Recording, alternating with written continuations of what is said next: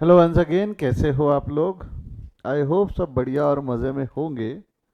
Last class के अंदर में we have started with budget chapter. हमने एक चैप्टर शुरू किया, नहीं चैप्टर शुरू करने के राइट।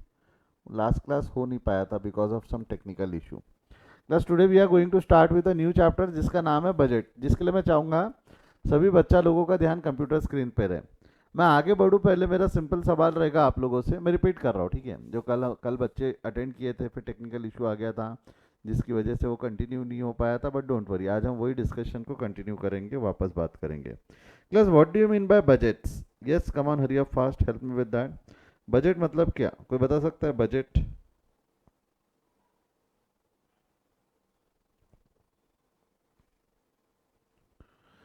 यस, सवाल समझ में आया? मैंने क्या पूछा? मैंने आपसे पूछा what do you mean by budget, what do you mean by budget. तो बजट मतलब क्या? कम ऑन, शुरू हो जाओ, शुरू हो जाओ। बजट मतलब क्या? What do you mean by budget?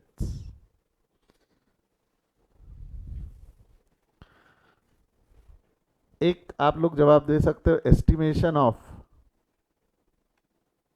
Income and expenditure. एक जवाब मिलता है estimation of income and expenditure, कि भाई कितना इनकम कितना एक्सपेंस होगा, इसका अंदाजा लगाना इज योर बजट, है ना? Estimation of income and expenditure is budget. एक जवाब ये मिलता है मेरे को, estimation of income and expenditure is budget. और कोई और कुछ? Anything else? नहीं? चलो, in simple words if I define budget, अगर मुझको बजट डिफाइन करना है आसान भाषा में, आसान शब्दों में, तो हम बजट्स को क्या बोल सकते हैं? यस, आसान शब्दों में यदि हमको बजट्स को बोलना है तो it is estimation of future. It is estimation of future. और कौन सा वाला estimation?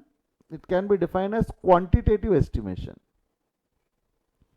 I'm using the term quantitative estimation. I'm not using the rupees or something. Quantitative, quantitative estimation of future. Words पे ध्यान देना बेटा, वर्ड्स पे ध्यान देना, वर्ड्स इंपॉर्टेंट है, शब्द इंपॉर्टेंट होते हैं, ठीक है? क्वांटिटेटिव एस्टिमेशन ऑफ फ्यूचर की अगर हम बात करें तो दैट इज बजट। हम भविष्य जानने की कोशिश कर रहे हैं कि भविष्य में हमें कितना खर्चा आ सकता है। जैसा क्वांटिटेटिव एस्टिमेशन बोला ना, तो that quantitative estimation can be measure in terms of rupees. इसको पैसे में तो तोल ही सकते हैं, इसको पैसे में तो तोल ही सकते हैं, साथ साथ में it can be measure in terms of units. Units like KG हो गया, आपका पीसेस यानी क्वांटिटी हो गया, आपका आर्स हो गया। आप जिसमें में गिनना चाहे आप इसको उसमें गिन सकते हैं। ऐसा ज़रूरी नहीं है कि budget always prepared in rupees. एक चीज़ ध्यान रखना, एक डिस्क्लेमर पहले दिमाग में बिठा, क्या ऐसा ज़रूरी है क्या कि बजट हमेशा पैसे में तोला जाएगा? क्या कितने केजी ऑफ यूनिट्स बनाना है, या कितना किलोग्राम कितने आवर्स ऑफ लेबर वर्क करना है, तो मेरे को बता, यूनिट्स इन केजी, आवर्स यानी लेबर इफिशियंसी इन आवर्स, इस सब का कैलकुलेशन जो मैं कर रहा हूँ, ये क्या रुपीज़ में होता है क्या? कितना यूनिट बनाना है, क्या ये रुपीज़ में होता है क्या? तो बजट जब हम बनाते तो नॉट नेसेसरीली रिक्वायर्ड कि हम सिर्फ पैसे के भाव में तोले। जब बजट हम बनाते हैं तो नॉट नेसेसरीली रिक्वायर्ड कि हम उसको सिर्फ और सिर्फ पैसे के भाव में तोले। हम उसको क्या कर सकते हैं, हम उसको क्या कर सकते हैं, क्वांटिटी में भी मेजर कर सकते हैं। हम उसको क्या कर सकते हैं, क्वांटिटी में भी मेजर कर सकते हैं। समझा है तो एक बार थम्स अप दो, समझा है तो एक बार थम्स अप दो। क्वांटिटी या यूनिट्स, अलग अलग प्रकार के यूनिट्स में हम मेजर कर सकते हैं। मतलब आप इनकम एंड एक्सपेंस के बजट तो बना ही सकते हो। मतलब आप क्या क्या बना सकते हो अगर हम बात करें तो, आप सेल बजट बना सकते हो, आप सेल बजट बना सकते हो। कहाँ गया? सेल बजट बना सकते हो, आप कॉस्ट बजट बना सकते हो। व्हेन आई से कॉस्ट बजट, कॉस्ट बजट में आपका आ जाता है, आपने परचेज बजट आ जाता है, आपका लेबर का बजट आ जा सकता है कि कितने लेबर आर लगने वाले, कितने बंदे लगेंगे। आप प्लांट यूटिलाइजेशन बजट बना सकते हो। प्लांट यूटिलाइजेशन बजट का हमने छोटा मोटा हिस्सा बनाया हुआ भी है। प्लांट यूटिलाइजेशन बजट के छोटे मोटे हिस्से हमने बनाए भी है ओवर द पीरियड, जब हम बचपन से पढ़ रहे थे। जिसके अंदर में हमने देखा था कि प्लांट 20% कैपेसिटी पे काम किया, अगर हम उसको 80% पे ले जाना चाह रहे हैं तो कितना, या 80 पे काम कर रहा है 100 पे ले गए तो कॉस्ट कितनी बढ़ेगी एंड एवरीथिंग। छोटा बहुत कैलकुलेशन हमने किया हुआ था, एक हाथ कैलकुलेशन हमने इस चैप्टर 1 में किया हुआ है। प्लांट यूटिलाइजेशन बजट हो गया, देन उसके बाद में तेरा कैश बजट हो सकता है, कैश फ्लो कितना है तेरा,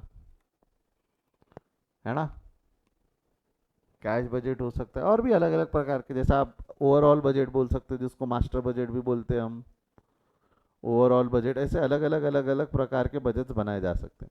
मैं आपको पहले डिस्क्लेमर दे दूं, आपके कॉस्टिंग के कोर्स में सेल बजट, कॉस्ट बजट यहाँ तक सीमित है, जिसको फंक्शन बजट भी बोलते हैं लोग, इसको क्या बोलते हैं, function, because this is the operation, operating function of the business, तो फंक्शन बजट नाम से बोला जाता है। रहा तेरा कैश बजट, ये तेरे को एफएम में आने वाला है, ये तेरे को कहाँ पे आ जाएगा, एफएम नाम का एक चैप्टर है हमारा, यानी एक सब्जेक्ट है, ग्रुप 2 के अंदर में आता है एफएम एंड इकोनॉमिक्स, उसके अंदर में ये कवर होता है, उसके अंदर में कैश बजट कवर होता है, तो वहाँ आपको ये अलग से देखने को मिलेगा। बाकी क्या है वो धीरे धीरे आपको खुद ब खुद आने लगता है, ऐसा इंस्टीट्यूट का मानना है, तो उन्होंने अलग से आपको कहीं कवर नहीं किया। आई होप समझ में आया आप लोगों को मैंने क्या बोला, समझा है तो एक बार थम्स अप दे दो, समझा है तो एक बार थम्स अप दे दो, क्लियर है क्या, ठीक है। इसको ना ज़रा सा कहीं पे इंट्रोडक्शन करके एक बार लिख के रख लो, इंट्रोडक्शन करके आप कहीं लिख लेंगे फटाफट।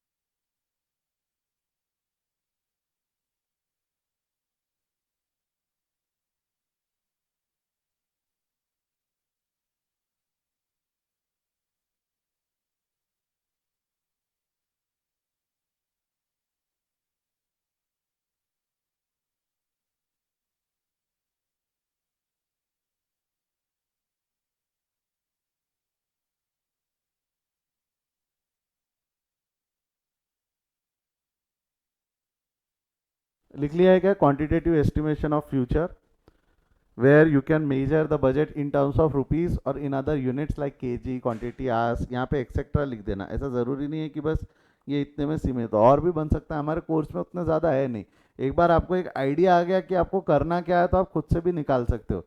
जैसा आपको नहीं लगता कि आप आपके स्टडी प्लान का भी बजट बना सकते हो, सिंपल भाषा में मेरे को एक चीज़ बताओ, अभी आपका एग्ज़ाम आता है, एग्ज़ाम के पहले हम करते हैं ना, अभी मेरे पास 60 दिन बचे हैं, मैं रोज़ के 10 घंटे पढ़ूंगा तो मेरे पास 600 घंटे होते हैं, फिर वो 600 घंटे का विभाजन करते हैं, अकाउंट्स इतना पढ़ेगा, इकोनॉमिक्स इतना पढ़ेगा, मैथ्स इतना पढ़ेगा, लॉ इतना पढ़ेगा, ऐसा किया था ना आपने फाउंडेशन की एग्जाम क्लियर करने के लिए, हाँ या ना में जवाब दो।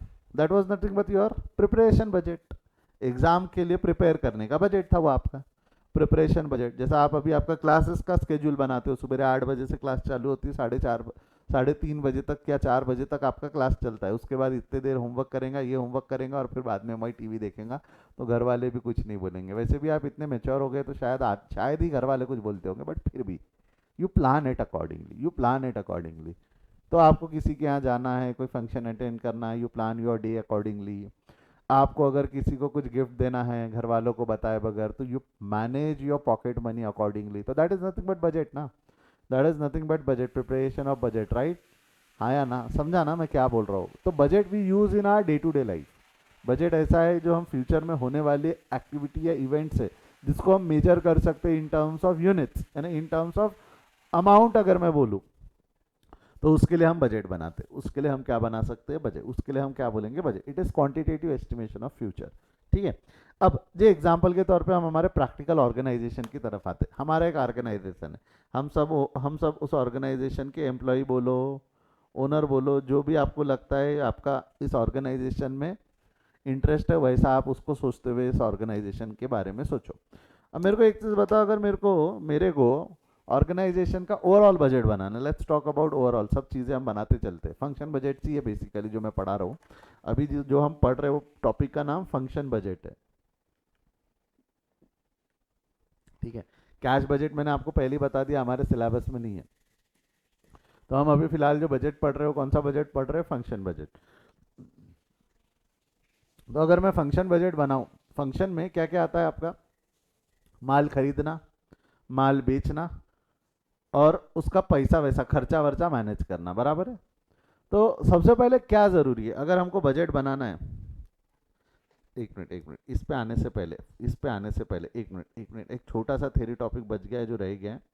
हम ये बजट क्यों बनाते हैं, यस, ये पढ़ लेते हैं ना, ताकि अगर कभी एग्जाम में क्वेश्चन आया what do you mean by budget and why we prepare them, तो हमको आंसर लिखते आना चाहिए। बजट क्या होता है? Budget is estimated future, quantitative estimation of future. वो ऐसा ऐसा है, you can measure that in terms of rupees, you can measure in terms of amount. हम बनाते क्यों है? Why we prepare budget, yes, anyone can help me with that? At least try तो करो। हम बजट क्यों बनाते? फ्यूचर प्लानिंग के लिए। एक जवाब मेरे को मिला है कि सर फ्यूचर प्लानिंग के लिए, यस, वो तो डेफिनेशन में ही आ गया। और सुचित आप कुछ बोल रहे थे क्या? सेम प्लानिंग के लिए, फ्यूचर प्लानिंग के लिए, सेम फ्यूचर प्लानिंग के लिए, ठीक है। आप कुछ हद तक सही हो कि we want to plan our future, we want to plan our future. मैं इसको ऐसा बोलूँ तो चलेगा क्या? इसको थोड़ा व्यवस्थित तरीके से बोलूँ तो चलेगा क्या? We want to give direction to our organisation.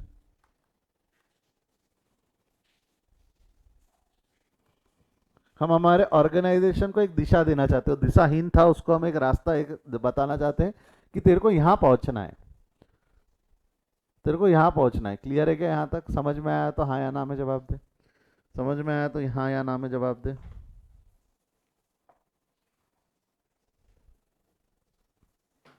अगला एक जन ने बोला है to cope up with emergencies, कि अगर कभी इमरजेंसीज आती है तो उसको ध्यान में रखते हुए भी हम बजट बना सकते हैं, ऑफ कोर्स। जिसको मैं अगर ऐसा बोलूँ तो चलेगा क्या? We want to be future ready,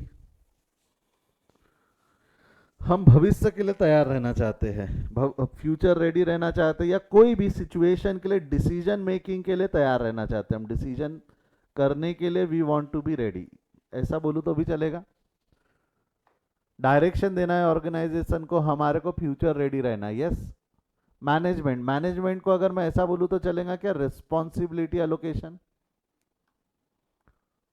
responsibility allocation. आपको ये याद है क्या? कॉस्ट सेंटर पढ़े थे हमने लास्ट क्लास में। हमने कॉस्ट लास्ट क्लास या I think last to last class में हमने कॉस्ट सेंटर्स पढ़े थे। 4 कॉस्ट सेंटर्स होते हैं, रेवेन्यू, कॉस्ट, प्रॉफिट और इन्वेस्टमेंट। कौन से बोला मैंने? रेवेन्यू, कॉस्ट, प्रॉफिट और इन्वेस्टमेंट। ये जो 4 कॉस्ट सेंटर्स है, इन कॉस्ट सेंटर्स को ध्यान में रखता हूँ सर। ये जो 4 रिस्पॉन्सिबिलिटी सेंटर्स है, किसकी क्या जिम्मेदारी है, किसने क्या करना है, ये बांटने में हमारे को आसानी होती ना, जिम्मेदारी देने में आसानी होंगी। दूसरा, इन कॉस्ट सेंटर्स को टारगेट देने में आसानी होंगी। टारगेट जरूरी नहीं है ना कि सेल का ही रहे, कई बार टारगेट रहता है प्रोडक्शन का, रह सकता है कि देखो इतना माल बनाना है। कई बार टारगेट आवर्स का रह सकता है कि इतने घंटे में ही काम करना है। तो टारगेट देने में आसानी रह सकती है कि नहीं रह सकती है? जवाब दे हाँ या ना, यस और नो में जवाब दे, बोल फटाफट। और क्या कर पर्पज हो सकता है बजट बनाने का? और क्या पर्पज हो सकता है? जो स्केयर रिसोर्सेज है ऑर्गेनाइजेशन का, उसका प्रॉपर यूटिलाइजेशन ऑफ रिसोर्सेज,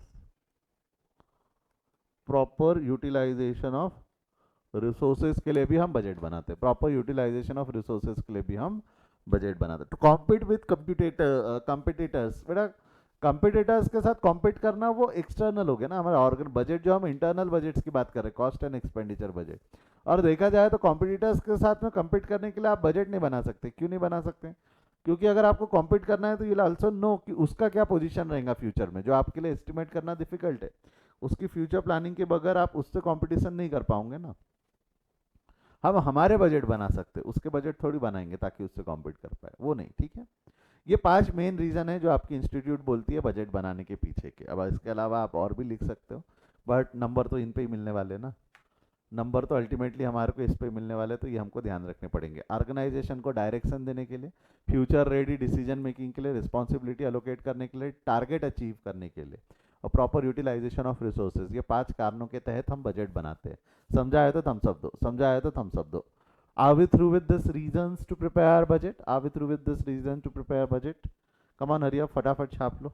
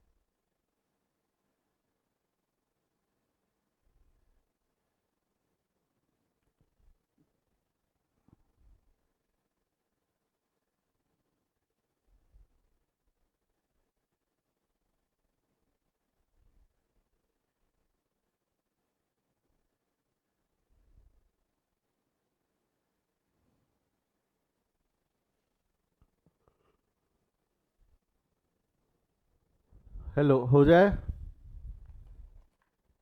चलिए आगे बढ़ते हैं।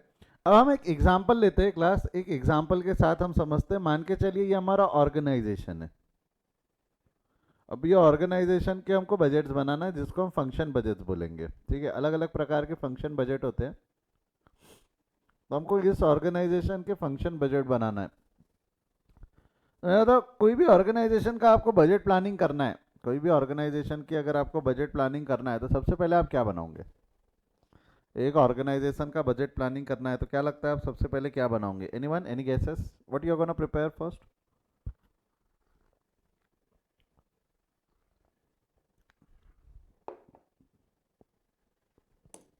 कम ऑन, हरी अप फास्ट। सबसे पहले पहले क्या बनेगा? सबसे पहले पहले क्या बनेगा? Yes, financial statement, PR previous year का। ओके, एकदम ही जमीन पे लेट गए सर, पहले तो हम पिछले साल का फाइनेंशियल स्टेटमेंट बनाएंगे। बेटा वो बजट में नहीं आया ना, वो तो बन गया तेरा, वो सब बन के रेडी है। देखो टारगेट सेट करना पड़ेगा ना कोई चीज को लेके टारगेट सेट करना पड़ेगा, यस और नो? सबसे पहले कोई ना कोई चीज को लेके टारगेट सेट करना पड़ेगा, बोल हाँ या ना।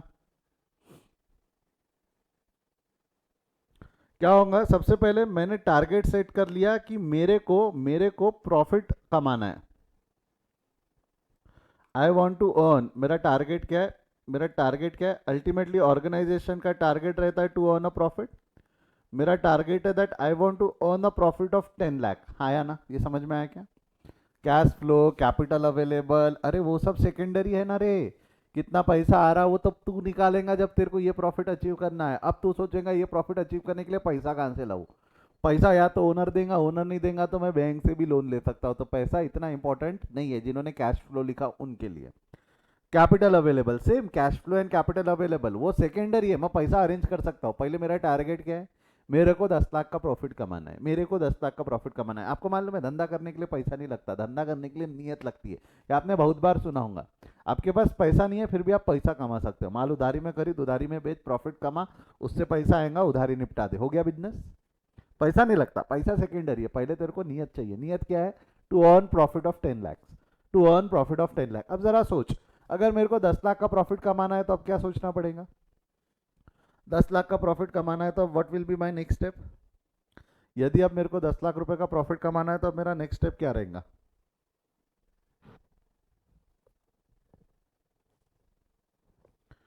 आई want to earn 10 lakh rupees का प्रॉफिट, तो अब मेरा नेक्स्ट स्टेप क्या रहेगा?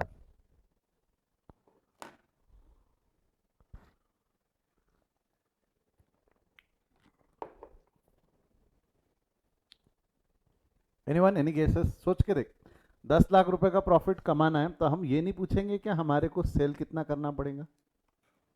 Don't you think we are going to ask how much sale in rupees do we have to make?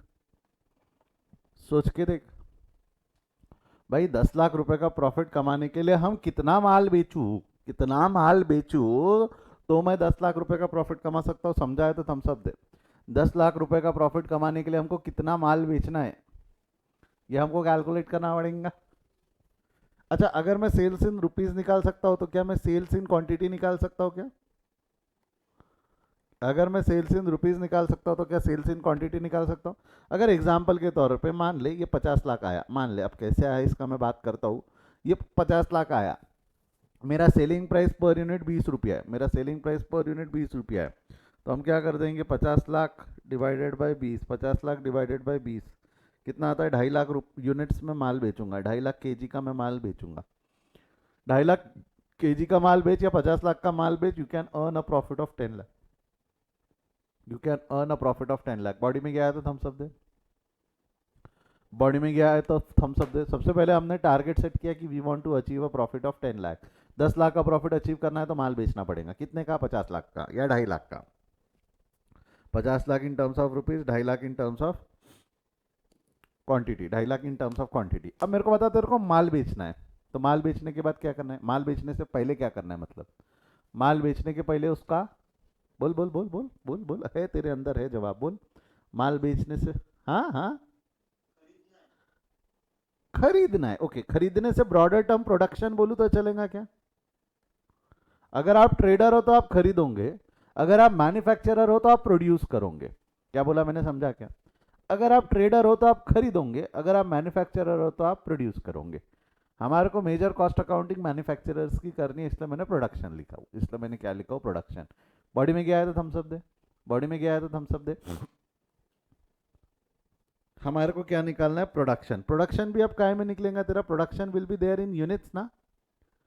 Production तेरा काय में निकलेगा? यूनिट्स में निकलेगा, हाँ या ना? कितना माल प्रोड्यूस करना है, that we can get in terms of units, या आप चाहो तो इसको इन टर्म्स ऑफ रुपीज में निकाल सकते, किसी ने रोका नहीं है। बट ज्यादा सही होता है प्रोडक्शन का निकालना इन टर्म्स ऑफ यूनिट्स में। क्यों समझाता हूँ? क्योंकि तेरे को ये पता है कि तेरे को 2.5 लाख का माल बेचना है, तो उसमें तेरे को एटलीस्ट 2.5 लाख का माल तो प्रोड्यूस करना पड़ेगा ना। मैंने एटलीस्ट वर्ड वापरा, क्यों मैंने एटलीस्ट वर्ड वापरा? क्योंकि प्रोडक्शन में जो स्टॉक मेंटेन करूंगा वो मैं क्या जितना बेचना है उतना ही रखूंगा, कि मैं जरा ओपनिंग क्लोजिंग के साथ मेंटेन करके चलूंगा? जितना स्टॉक बोला है मैं उतना ही स्टॉक मेंटेन करूंगा, कि मैं ओपनिंग क्लोजिंग के साथ चलूंगा? जवाब दे।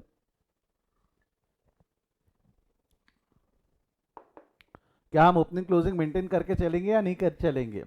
रिजर्व बना के रखेंगे ना, अगले साल का थोड़ा सा, साल शुरू हुआ तो एकदम माल रेडी थोड़ी हो जाएगा। इस साल बना के रख, जो अगले साल के शुरुआत का 1-2 महीना चला लेंगे और 1-2 महीने में फिर मैं माल बना लूंगा। इस तरीके से धंधा होता है। अब एक बार देखो प्रोडक्शन इन यूनिट्स मिल गया तो अब प्रोडक्शन इन रुपीज निकालने के लिए आसान है। क्यों? क्योंकि जो भी तू खर्चा करता है, मेरे को बता, माल बनाने के लिए खर्चा कौन कौन से एलिमेंट्स में होता है? माल बनाने के लिए खर्चा कौन कौन से एलिमेंट्स में होता है? जवाब दे बच्चा। माल बनाने के लिए खर्चा कौन कौन से एलिमेंट्स में होता है? मटेरियल, माल बनाने के लिए हमको लगता क्या क्या है? Material, labour and expenses. कितना मटेरियल लगेगा ये अगेन आप यूनिट्स में निकाल सकते हो, आप रुपीस में निकाल सकते हो। कितना लेबर लगेगा? लेबर हम आवर्स में निकाल सकते हैं, हम रुपीस में निकाल सकते हैं। कितना एक्सपेंसेस लगेगा, majorly expenses are calculated in rupees, majorly this expenses will be calculated in rupees. अगर वो एम्प्लॉय से रिलेटेड खर्चे होंगे तो शायद आप आवर्स में निकाल सको, कंज्यूमेबल से रिलेटेड खर्चे रहेंगे तो शायद आप यूनिट्स में निकाल सको, बट मेजरली हम एक्सपेंसेस जो रहते हैं वो काय में निकालते हैं, रुपीज में निकालते हैं। समझाया तो थम्स अप दे, समझाया तो thumbs up they.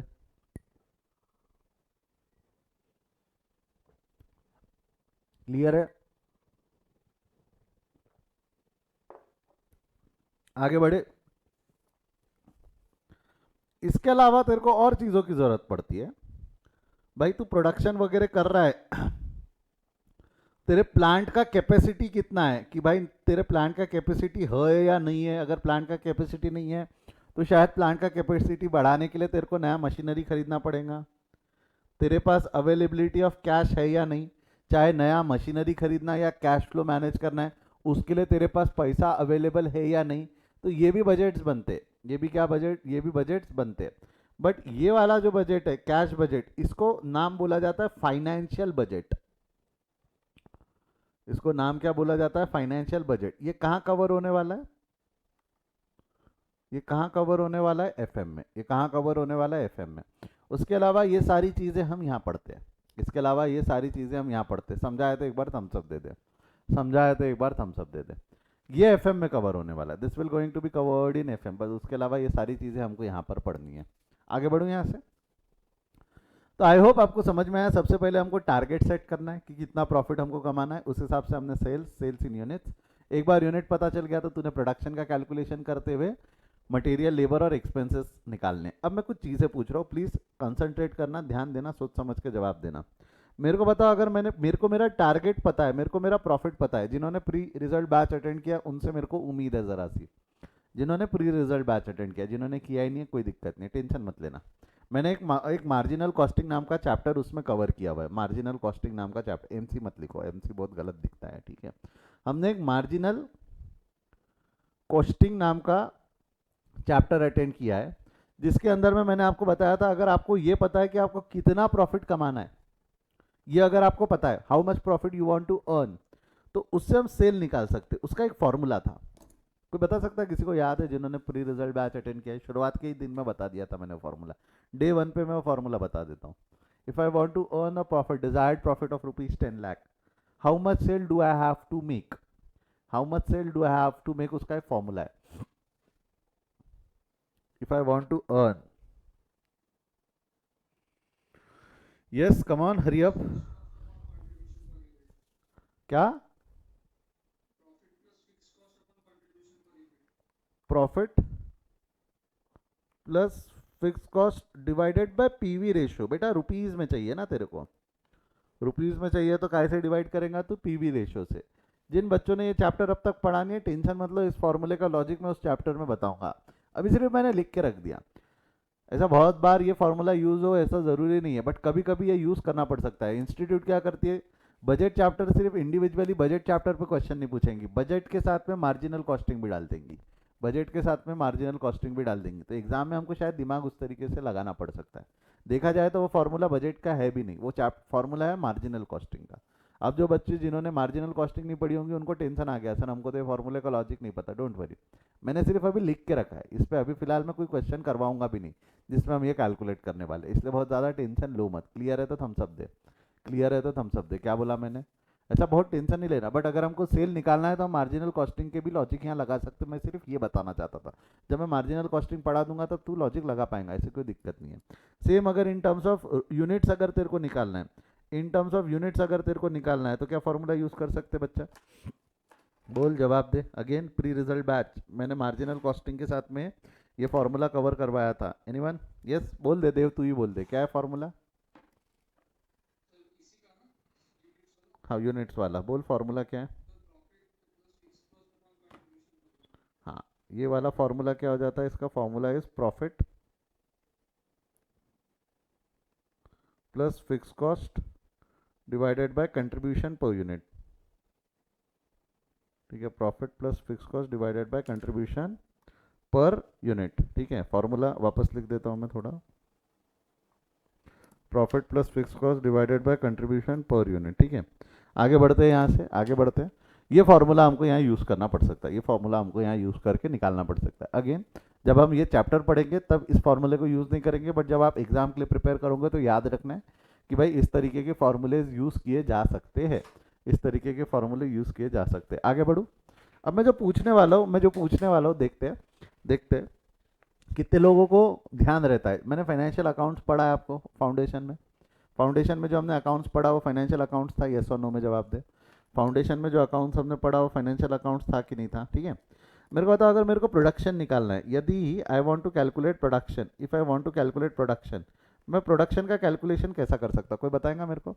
How can we calculate production? Anyone any guesses? Production अगर हमको निकालना है तो हम कैसे निकाल सकते हैं?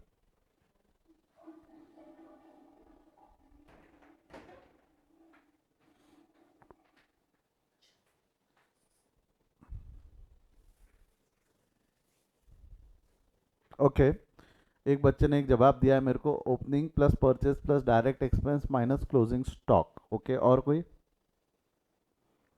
I am talking about production in units only, ठीक है। प्रोडक्शन इन यूनिट्स ही अगर हमको निकालना है, कैसे निकाल सकते हैं? अब बचपन में फाइनेंशियल अकाउंटिंग में ये फॉर्मूला पढ़ा है क्या? Opening formula goes like this, कहाँ गया pen?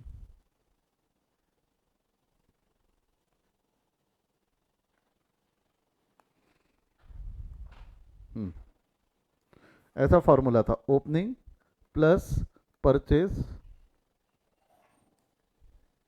Opening plus purchase minus closing is equal to sale. ऐसा कुछ पढ़ा था क्या? हाँ, opening plus purchase minus closing is equal to sale. याद है क्या? ऐसा कितने लोगों को याद है? एक बार थम्स अप दो।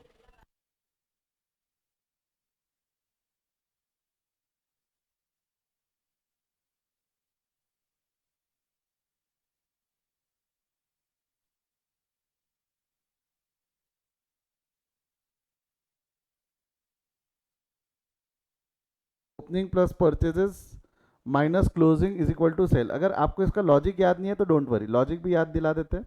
इसका लॉजिक वॉज ट्रेडिंग अकाउंट में था। इसका लॉजिक कहाँ था हमारा? जब हम ट्रेडिंग अकाउंट बनाते थे। ट्रेडिंग अकाउंट याद है क्या आप लोगों को? ट्रेडिंग अकाउंट में क्या होता था? Simply you can do this. Trading account के दो साइड होते थे। ये वाला साइड जो रहता था डेबिट साइड, दूसरा साइड जो रहता था वो क्रेडिट साइड। डेबिट साइड में हम यहाँ लिखते थे ओपनिंग स्टॉक, यहाँ लिखते थे परचेस, यहाँ लिखते थे आपके डायरेक्ट एक्सपेंस, फिलहाल मैं लिख नहीं रहा हूँ, ये ग्रॉस प्रॉफिट, यहाँ लिखते थे हमारे सेल, और यहाँ रहता था हमारा क्लोजिंग स्टॉक। याद है क्या? याद है? बोल हाँ या ना। अब मेरे को एक चीज़ बता, जो प्रोडक्शन एक्सपेंस होने वाला है तेरा, जैसा ये जो रहता था ट्रेडिंग में, जो हम ओपनिंग स्टॉक लिखते थे, ओपनिंग स्टॉक काय पे रहता था, कॉस्ट या प्रॉफिट? ओपनिंग स्टॉक बच्चा, ओपनिंग स्टॉक जो रहता था वो कॉस्ट पे रहता था। परचेजेस जो रहता था वो हमारा कॉस्ट पे रहता था। ग्रॉस प्रॉफिट तो प्रॉफिट है, ये प्रॉफिट पे रहता था। सेल काय पे रहता था? कोई बता सकता है क्या मेरे को? सेल काय पे रहता था? हाँ, सेल जो आता था ये हमारा काय पे रहता था? कॉस्ट प्लस प्रॉफिट पे रहता था। सेल हमारा काय पे रहता था? कॉस्ट प्लस प्रॉफिट पे रहता था। और क्लोजिंग स्टॉक काय पे रहता था हमारा? क्लोजिंग स्टॉक जो रहता था वो कॉस्ट पे रहता था। क्लोजिंग स्टॉक, सर नहीं sir closing stock is cost or net realisable whichever is less, बराबर है। Closing stock was cost or net realisable value whichever is less. तो मैं मान के चल रहा हूँ कॉस्ट अभी कम है, मैं मान के चल रहा हूँ कॉस्ट अभी कम है। तो आपको नहीं लगता अगर इसमें से मैं प्रॉफिट हटा दूँ, क्योंकि हमारे को कॉस्टिंग में प्रॉफिट से मतलब नहीं, हमारे को कॉस्ट से मतलब है। अगर मैं इनमें से प्रॉफिट हटा दूँ, तो मैंने अगर जीपी यहाँ से ग्रॉस प्रॉफिट हटा दिया, वहाँ से मैंने सेल्स में से ग्रॉस प्रॉफिट हटा दिया, तो मोटा मोटी मैं ये फॉर्मूला बना सकता हूँ। मोटा मोटी क्या इससे मैं ये इक्वेशन बना सकता हूँ क्या? Opening plus purchase is equal to sale plus closing. क्या ये इक्वेशन हम बना सकते हैं क्या? Opening plus purchase is equal to sale plus closing. और ये इक्वेशन की मदद से मैंने ये वाला इक्वेशन बनाया। कई लोग बोल रहे होंगे सर इसमें आपने प्रॉफिट नहीं लिखा। Opening plus purchase minus closing plus profit is equal to sale होता है। मैंने प्रॉफिट नहीं लिखा। क्यों नहीं लिखा? प्रॉफिट क्यों नहीं लिखा? प्रॉफिट क्यों एलिमिनेट कर दिया? उसका लॉजिक समझा क्या? मैंने दोनों तरफ से प्रॉफिट उड़ा दिया। सेल वाला भी, ये जो सेल भी हम लेने वाले, कहाँ गया? ये जो सेल भी हम लेने वाली, ये सेल काय पे लेने वाले हम, कॉस्ट, इसको मैं कॉस्ट ऑफ गुड्स सोल्ड भी बोल सकता हूँ, कॉस्ट ऑफ गुड्स सोल्ड चलेगा, cost of goods sold, body में क्या है तो थम्स अप दे दे। अब मेजरली आप लोगों का ये फॉर्मूला यूनिट्स में लगने वाला है, ये फॉर्मूला काय पे लगने वाला है, यूनिट्स पे।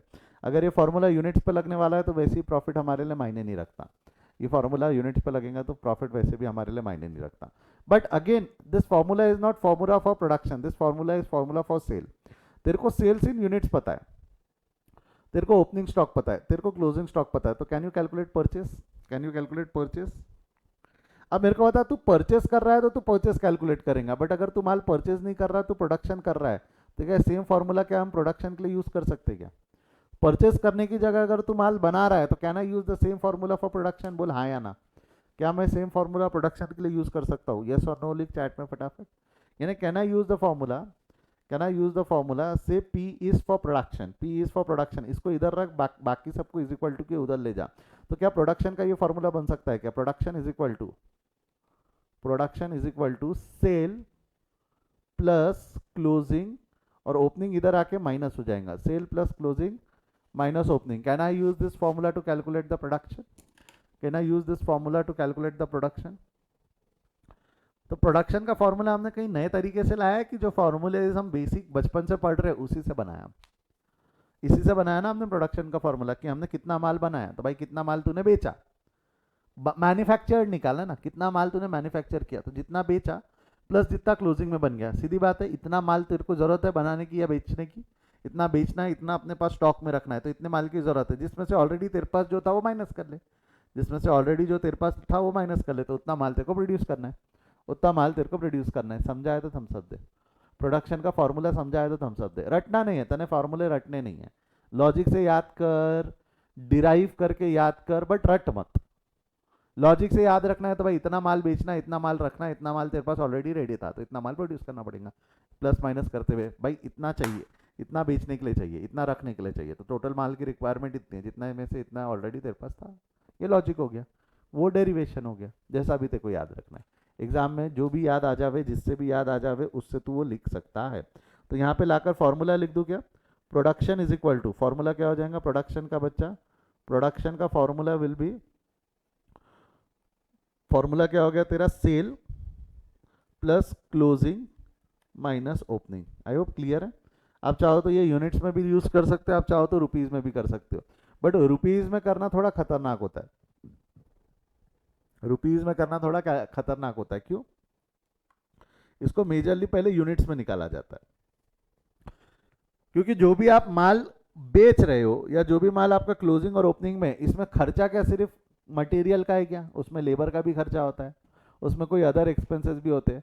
तो पहले उसको यूनिट्स में निकाला जाता है और फिर रुपीज़ में कन्वर्ट किया जाता है, पहले उसको यूनिट्स में निकाला जाता है और फिर उसको काय में कन्वर्ट किया जाता है, रुपीज़ में। जब हम करेंगे तब समझ में आएगा, जब हम करेंगे तब समझ में आएगा। समझा? यहाँ तक क्लियर है क्या? पहले एक बार का फॉर्मूला क्लियर है क्या? जब हम क्वेश्चंस में समझेंगे तब और आपको क्लियर हो जाएगा कि आप किस तरीके से उसको कर सकते हो। बॉडी में गया है तो थम्स अप दे दे, बॉडी में गया है तो थम्स अप दे दे।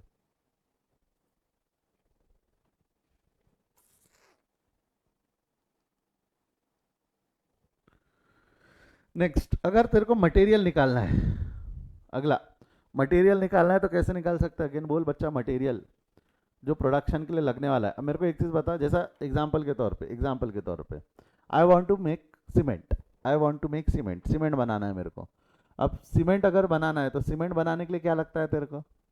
मटेरियल, रॉ मटेरियल लगता है। सीमेंट बनाने के लिए तेरे को चारकोल लगेगा, सीमेंट बनाने के लिए तेरे को ऐस लगेंगी, ऐस वो जो रहती है ना क्या, जो जल जाने के बाद, कोयला जलने के बाद जो बचता है उसको ऐस बोलते हैं। चारकोल, ऐस और रेती, मान के चलिए 3 मटेरियल लगने वाले, चारकोल, ऐस और रेती। 1 किलो सीमेंट बनाना है, 1 किलो सीमेंट बनाना है। अगर तेरे को 1 किलो सीमेंट बनाना है, ठीक है, 1 केजी सीमेंट बनाना है, तो तेरे को चारकोल कितना लगेगा? से 30-30-40% में लगता है, 30-30 और 40% में तेरे को वो लगता है। तो डोंट यू थिंक तेरे को मटेरियल का कैलकुलेशन करना पड़ेगा, जितना भी तेरे को माल बनाना है, जितना भी तेरे को माल बनाना है उसका 30% चारकोल लगेगा, 30% रेती लगेंगी और 40% कुछ और केमिकल जो भी है वो लगेगा। तो वो मटेरियल के कैलकुलेशंस तेरे को करते आने चाहिए, वो मटेरियल के कैलकुलेशंस यहाँ पे हमारे को करते आने चाहिए। ये समझ में आया क्या? ये समझ में आया क्या? मतलब रॉ मटेरियल अगर तेरे को निकालना है, रॉ मटेरियल कितना लगेगा, रॉ मटेरियल कितना लगेगा, तो बेसिक सीधी सीधी भाषा में प्रोडक्शन जितना भी आया तेरा production multiplied by required quantity. क्या करेंगे हम, जितना भी तेरा प्रोडक्शन है उसको मल्टीप्लाई कर देंगे जितनी तेरी रिक्वायर्ड क्वांटिटी है उससे। रिक्वायर्ड क्वांटिटी मतलब क्या, उस माल को बनाने के लिए 1 kg, या वो उसका रेशो दिया रहता है कि 1 kg, ये जैसा यहाँ पे 30, 30, 40, तो ये सारा तेरे को फॉर्मूला यूज कर करके निकालना पड़ता है। समझा है तो थम्स अप दे। अरे जैसा चाय बनाना है तो सिर्फ पानी से नहीं बन जाती ना, चाय में दूध भी डालना है, शक्कर भी डालना है, सब मटेरियल कितना कितना कैसा कैसा लग रहा है उसके बेसिस पे, उस सब के यूजेज से हमारे को चाय का प्रोडक्शन मिल जाएगा ना कि कितनी चाय में क्या क्या डालना है करके। तो प्रोडक्शन कितना करना है multiplied by required quantity per unit भी लिख सकते हो। रिक्वायर्ड क्वांटिटी पर यूनिट कर दिया तो आपको क्या मिल जाएगा, quantity raw material quantity in units मिलेगा ना इससे, raw material quantity in units मिलेगा, बोल हाँ या ना। Raw material quantity in units मिल जाएगा, जिसको हम बोलते हैं कंज्यूमेबल्स। इतना कंज्यूम होने वाला है हमारा, इतना रॉ मटेरियल कंज्यूम होगा बॉडी में, गया क्या, इतना रॉ मटेरियल हम यूज करेंगे फॉर दैट प्रोडक्शन, इतना रॉ मटेरियल हम यूज करेंगे फॉर दैट प्रोडक्शन। बॉडी में गया है तो थम्स अप दे दे, बॉडी में गया है तो थम्स अप दे दे। इतना रॉ मटेरियल हम यूज करेंगे फॉर दैट प्रोडक्शन, इतना रॉ मटेरियल कंज्यूम करना है फॉर दैट प्रोडक्शन।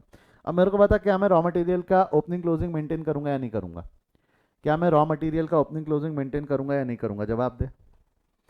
अब यहाँ पे प्रोडक्शन नहीं, यहाँ पे कंजम्पशन का फॉर्मूला निकलेगा। कंजम्पशन कैसे, consumption is equal to opening plus purchase minus closing.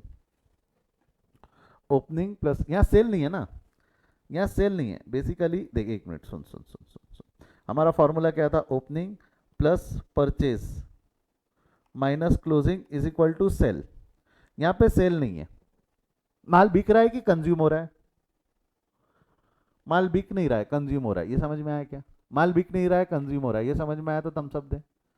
भाई चाय पत्ती कंज्यूम हो रही है, रेती गिट्टी मिट्टी कंज्यूम हो रही है टू मेक सीमेंट, ये समझ में आया क्या। तो अगर मेरे को कंजम्पशन पता है, ओपनिंग क्लोजिंग पता है, तो कितना माल खरीदना है ये पता चल सकता है क्या, कितना माल खरीदना है ये पता चल सकता है क्या।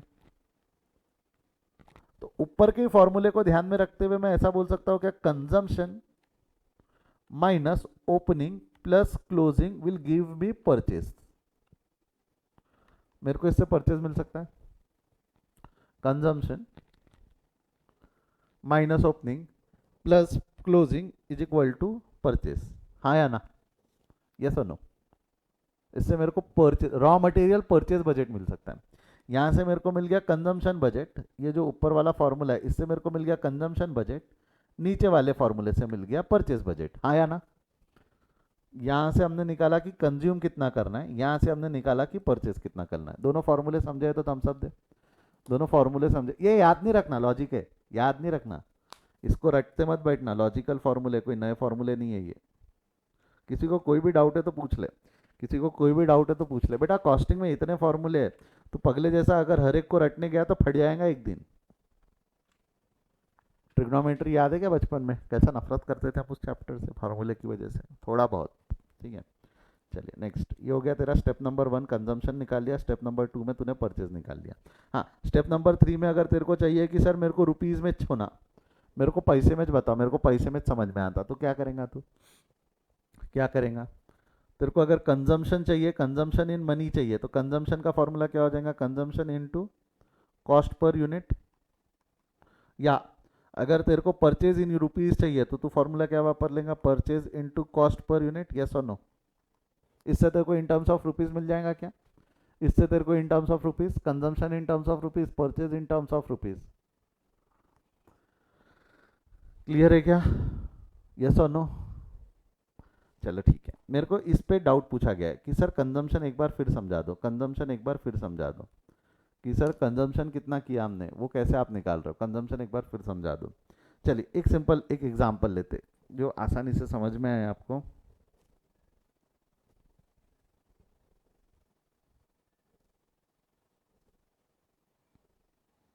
मैं ढूंढ रहा हूँ, एक एग्जांपल ढूंढ रहा हूँ मैं।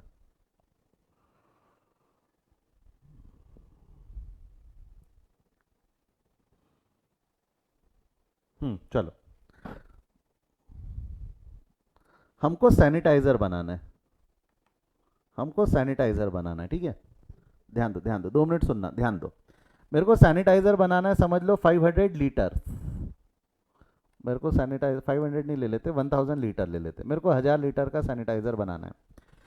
अब होता क्या है, मेरे को अगर 1000 लीटर का सैनिटाइजर बनाना है तो सैनिटाइजर 2 केमिकल से बनता है। सैनिटाइजर 2 केमिकल से बनता है, इथेनॉल बोलते हैं और एक स्प्राइट, स्पिरिट जिसको बोलते, स्पिरिट, स्प्राइट नहीं, स्पिरिट, ठीक है। इथेनॉल और स्पिरिट, इन दोनों केमिकल को अगर मिला लूँ, इन दोनों केमिकल को अगर मिला लूँ तो मेरा क्या बन जाता है, सैनिटाइजर। सैनिटाइजर इथेनॉल मेरे को लगता है 50% और स्पिरिट मेरे को लगता है 50%, ठीक है। हाँ या ना, यस और नो। 50% मतलब आप ये भी बोल सकते हो कि अगर मेरे को 1 लीटर सैनिटाइजर बनाना है, 1 लीटर सैनिटाइजर बनाना है तो आधा लीटर इथेनॉल लगता है और आधा लीटर स्पिरिट लगता है, ठीक है। 1 लीटर बनाने के लिए आधा आधा लीटर मेरे को इसमें ये दोनों चीज़ें लगती है। मेरा सवाल सिंपल है, अगर मेरे को 1000 लीटर का सैनिटाइजर बनाना है तो इथेनॉल कितना और स्पिरिट कितना।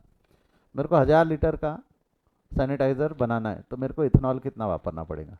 Yes, come on, hurry up fast. कैसे निकाल रहे हो आप? 1000 इंटू हाफ या 50%, दोनों में से कुछ कर रहे हो ना आप। तो आप बोल रहे हो कि 500 लीटर का इथेनॉल लग जाएगा और 1000 लीटर इंटू हाफ कर रहे हो तो आप बोल रहे हो कि 500 लीटर का स्पिरिट लग जाएगा। फॉर्मूला क्या वापरा आपने बच्चा? इसके लिए फॉर्मूला क्या वापरा आपने? आपको इतना माल कंज्यूम करना पड़ेगा ना टू मैन्युफैक्चर दिस, इतना माल कंज्यूम करना पड़ेगा ना टू मैन्युफैक्चर दिस। तो कंज्यूमेबल का फॉर्मूला क्या वापरा आपने? कंज्यूमेबल के लिए क्या आपने फॉर्मूला यही वापरा क्या? प्रोडक्शन इनटू रेशो ना, क्या लिखा है हमने? Production into required quantity, required ratio quantity लिख सकते हैं ना, production into required quantity per unit. 1 unit के लिए कितना क्वांटिटी लगता है? आधा लीटर लगता है ना 1 यूनिट के लिए, आधा लीटर लगता है ना 1 यूनिट बनाने के लिए। 1 लीटर बनाने के लिए आधा लीटर लगता है। समझा है तो थम्स अप दे, समझा है तो थम्स अप दे।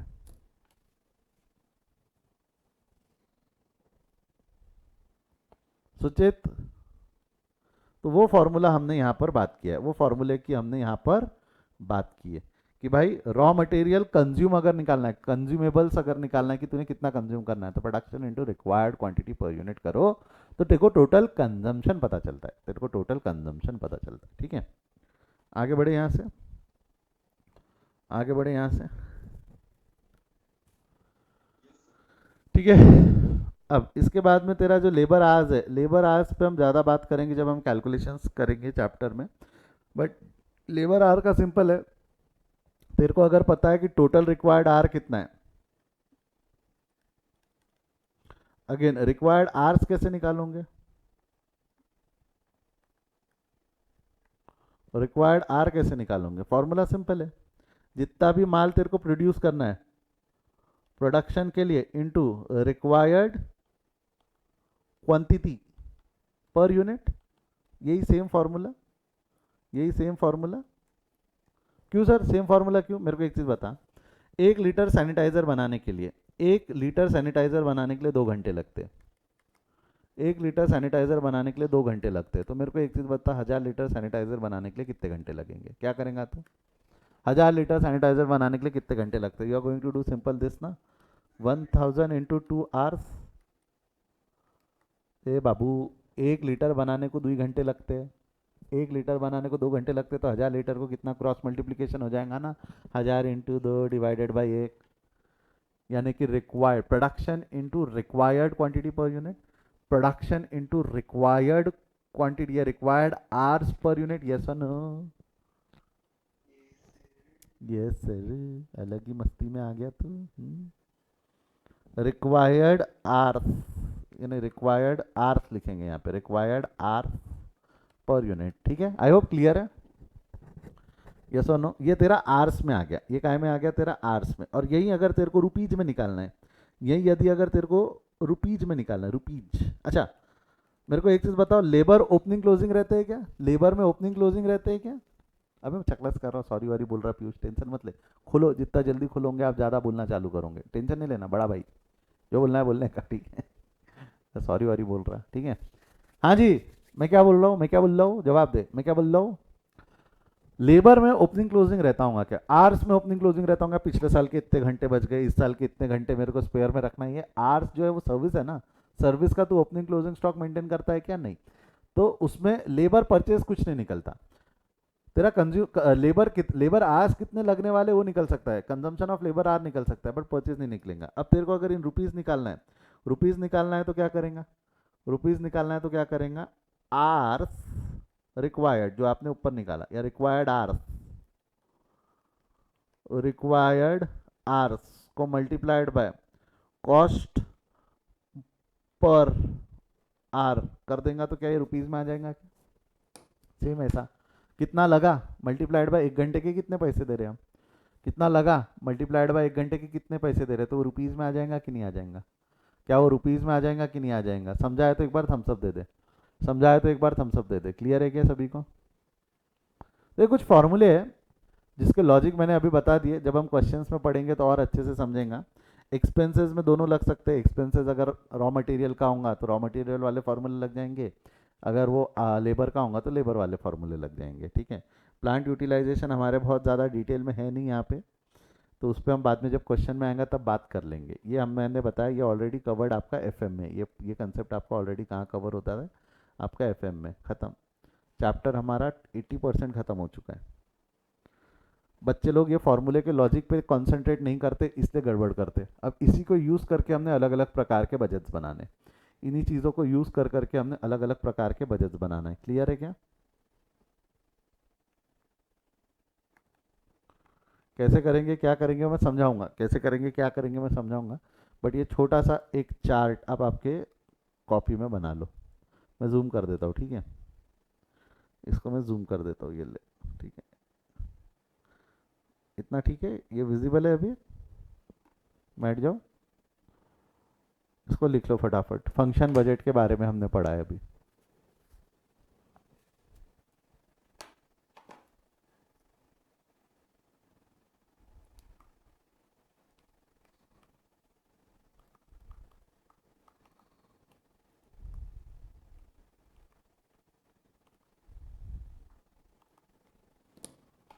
ये बाजू में भी लिखा हुआ है, प्लांट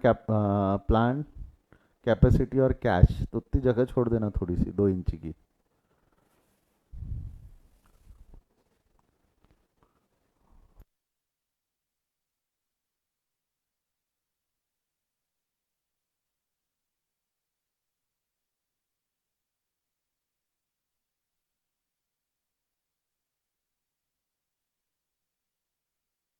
लिख के हो जाए तो आवाज़ करना, नीचे कर दूंगा मैं।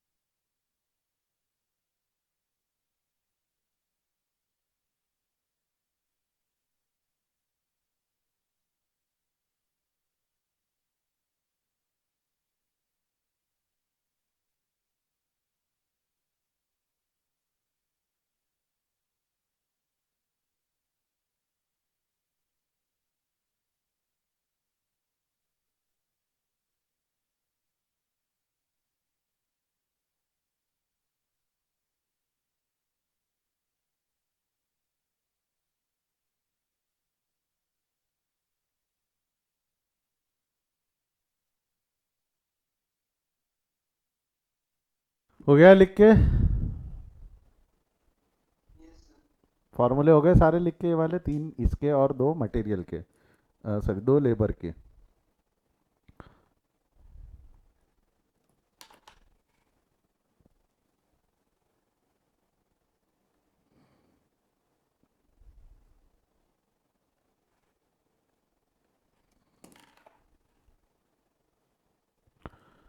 चलिए आगे बढ़े, प्रैक्टिकल क्वेश्चंस की तरफ बढ़ते, थोड़ा सा इन फॉर्मूले को लॉक करते कि जो हम यूज़ करेंगे या कैसा करेंगे। अच्छा, why these are called as function budgets, ये समझ में आ गया क्या? क्योंकि ये हमारी फंक्शन एक्टिविटी होती है, सेल, प्रोडक्शन, प्रोडक्शन के अंदर में आपका material, raw material purchase, labour का पेमेंट या कोई खर्चों का पेमेंट, इसलिए इसको फंक्शन बजट बोला जाता है। इन सबको मिला के फंक्शन बजट। जो कैपिटल बजट होते हैं they are called as financial budgets. Capital budget को कौन से बजट बोलते हैं हम? Financial budget. ठीक है, याद रहेगा। चलिए क्वेश्चन पे आते हैं, क्वेश्चन नंबर 1। आराम से पढ़िएगा, मेरे साथ में ध्यान दीजिएगा क्या दिया हुआ है क्वेश्चन नंबर 1 के अंदर में। पेन कहाँ गया, दूसरा वाला ये रहा। X Y Z limited drawing production of plant into 2 products. हम 2 माल बना रहे हैं, 2 प्रोडक्शंस, 2 माल का प्रोडक्शन कर रहे हैं। एक हो गया XML, एक हो गया YML। For the year the company policy is to maintain closing stock of finish goods, इसको सिर्फ अंडरलाइन करके रख दो। Closing stock of finish goods at 25% of the anticipated sale volume of succeeding month. यानी अगले मंथ में तेरे को जितना भी माल लगेगा उसका 25% इस मंथ में तेरे को क्लोजिंग स्टॉक मेंटेन करना है। समझा है मीनिंग? तो थम्स अप दो। उस स्टेटमेंट का मीनिंग समझा है क्या? अगले मंथ में जितना भी तेरे को माल लगेगा, 25% ऑफ सेल, जितना भी तो अगले मंथ में माल बेचेगा, बेसिकली अगले मंथ में जितना भी तो माल बेचेगा उसका 25%। तो देखो estimated unit sold in first 4 month. तो मेरे को बता, मई में मैंने 10,000 का माल बेचा, मई में मैंने 10,000 का माल बेचा। अगर मई में मैं 10 का माल बेचता हूँ तो अप्रैल का क्लोजिंग स्टॉक 10,000 का 25% है ना। अप्रैल का क्लोजिंग स्टॉक जो होगा वो मई महीने का 10,000 का 25%। समझा है तो थम्स अप दे, समझा है तो थम्स अप दे। वो लाइन का मतलब समझा है क्या? आगे बढ़ूँ यहाँ से? ठीक है। The following are the estimated data for 2 products. Budgeted production, तेरे को जो प्रोडक्शन करना है वो 2 लाख यूनिट्स का करना है। कितने यूनिट्स का प्रोडक्शन करना है तने? Budgeted production in units. अच्छा, ये 2 लाख डायरेक्ट मटेरियल तूने, है ना, ये एक तेरे को एस्टिमेट दिया हुआ है कि जब तूने 2 लाख का प्रोडक्शन किया था तो मटेरियल पर यूनिट 220 रुपये, लेबर पर यूनिट 130 रुपये, यानी एक यूनिट बनाने के लिए 130 रुपये के तू लेबर दे देता। कितने घंटे, क्या घंटे, उससे कोई मतलब नहीं, एक यूनिट के मैं 130 रुपये देता हूँ, एक यूनिट के मैं 130 रुपये देता हूँ। एंड मैन्युफैक्चरिंग एक्सपेंसेस जो लगते हैं वो 4 लाख लगते हैं। बट 4 लाख का मैन्युफैक्चरिंग एक्सपेंस कब लगता है? जब आपने 2 लाख का प्रोडक्शन किया। 4 लाख का मैन्युफैक्चरिंग एक्सपेंस तब लगता है ना जब हमने 2 लाख का प्रोडक्शन किया। The estimated unit to be sold in, ये सेल दिया हुआ है तेरे को, अप्रैल मई जून जुलाई। क्या दिया हुआ है? अप्रैल मई जून जुलाई। Prepare the production budget month wise. क्या बनाना है आपको? Month wise. हम ये मान लेते कि ये एनुअल बजट है। ये क्या दिया हुआ है उसने? एनुअल। साल भर में तो 2 लाख का माल बनाने वाला है, साल भर में तो 2 लाख का माल बनाने वाला है, जिसमें से अप्रैल मई जून जुलाई के ब्रेकअप दिए कि इतना इतना माल बिकेगा। तो हमने साल भर में कैसा प्रोडक्शन बजट मंथ वाइज कैसा बनाएंगे? तो मेरे को एक चीज़ बताओ, मेरे को एक चीज़ बताओ, तेरे को प्रोडक्शन बजट मंथ वाइज बनाना है अप्रैल मई जून जुलाई का। अप्रैल मई जून जुलाई का तेरे को सेल पता है, आराम से ठंडे दिमाग से सोच। तेरे को सेल पता है, सेल कितना है? 8,000, 10,000, 12,000, 16,000। तेरे को क्लोजिंग स्टॉक का रिलेशन पता है, तेरे को क्लोजिंग स्टॉक का रिलेशन पता है। कहीं ना कहीं से अगर मैंने ओपनिंग स्टॉक निकाल लिया तो क्या मेरे को प्रोडक्शन पता चल सकता है क्या?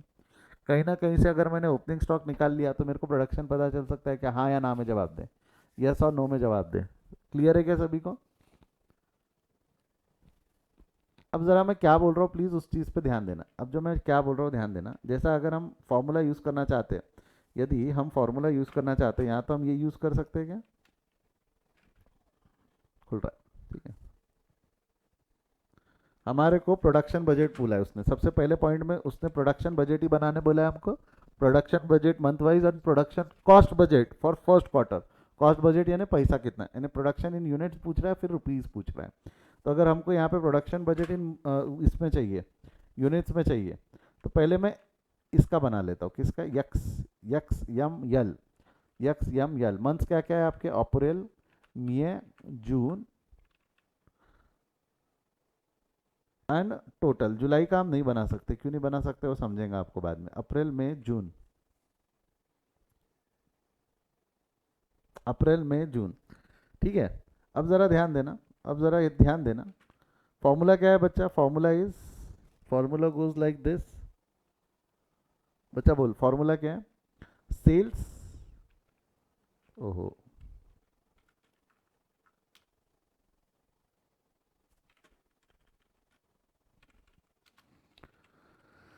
Sales add closing minus opening will going to give us production in quantity. Production in units हमको इससे मिल जाएगा, प्रोडक्शन इन यूनिट्स हमको मिल जाएगा। मेरे को बता, अप्रैल मई जून के सेल दिए हुए क्या? 8,000, 10,000, 12,000।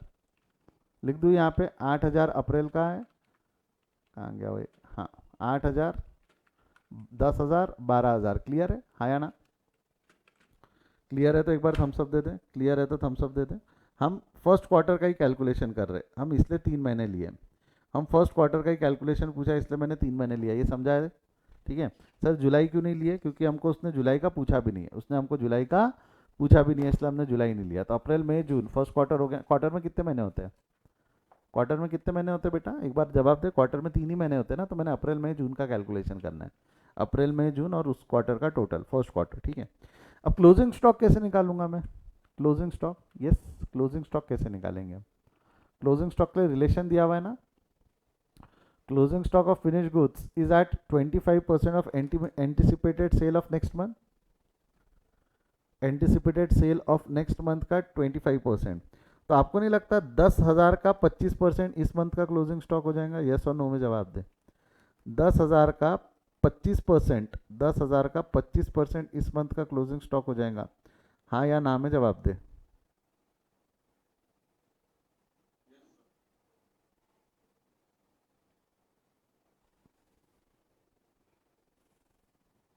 10,000 का 25% कितना होगा बोल? 10,000 यहाँ नीचे लिखूँ? 10,000 का 25% लिख रहा हूँ मैं। 10,000 का 25% कर दो, कितना आता है? 10,000 का 25%, यस, दैट्स गोना बी 2,500। ये हो जाएगा 12,000 का 25%। 12,000 का 25% कितना हो जाएगा?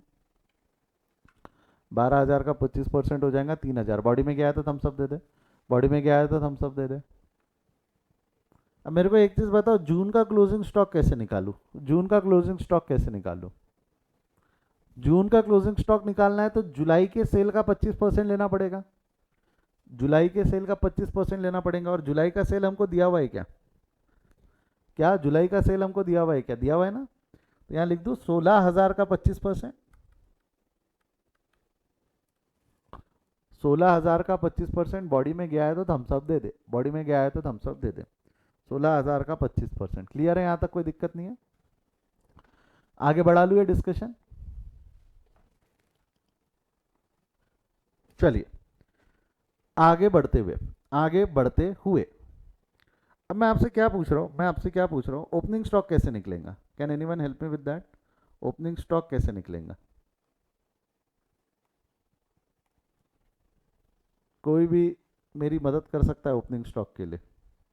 आसान है, सोच, थोड़ा दिमाग लगा।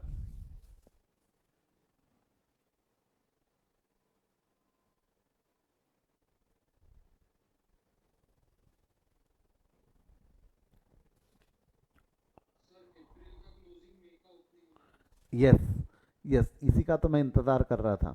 आपको नहीं लगता अप्रैल का क्लोजिंग, अप्रैल का क्लोजिंग मई का ओपनिंग हो जाएगा? अप्रैल का क्लोजिंग विल बिकम मई का ओपनिंग। सोच के देख मैं क्या बोल रहा हूँ। इस मंथ का क्लोजिंग अगले मंथ का ओपनिंग होता है या नहीं होता है? ये ऐसा आ जाएगा क्या? यानी जो 2,500 इस मंथ का क्लोजिंग है, वो 2,500 अगले मंथ का ओपनिंग, 3,000 इस मंथ का क्लोजिंग है, वो अगले मंथ का ओपनिंग हो जाएगा। बट 4,000 नहीं। ठीक है, ये समझ में आया तो एक बार थम्सअप दे दे। ये समझ में आया तो एक बार थम्सअप दे दे। बट पूरा खेल और पूरा मजे मजे तो इसमें है। अप्रैल मंथ का ओपनिंग स्टॉक कैसे निकालोगे? अप्रैल मंथ का ओपनिंग स्टॉक कैसे निकालोगे?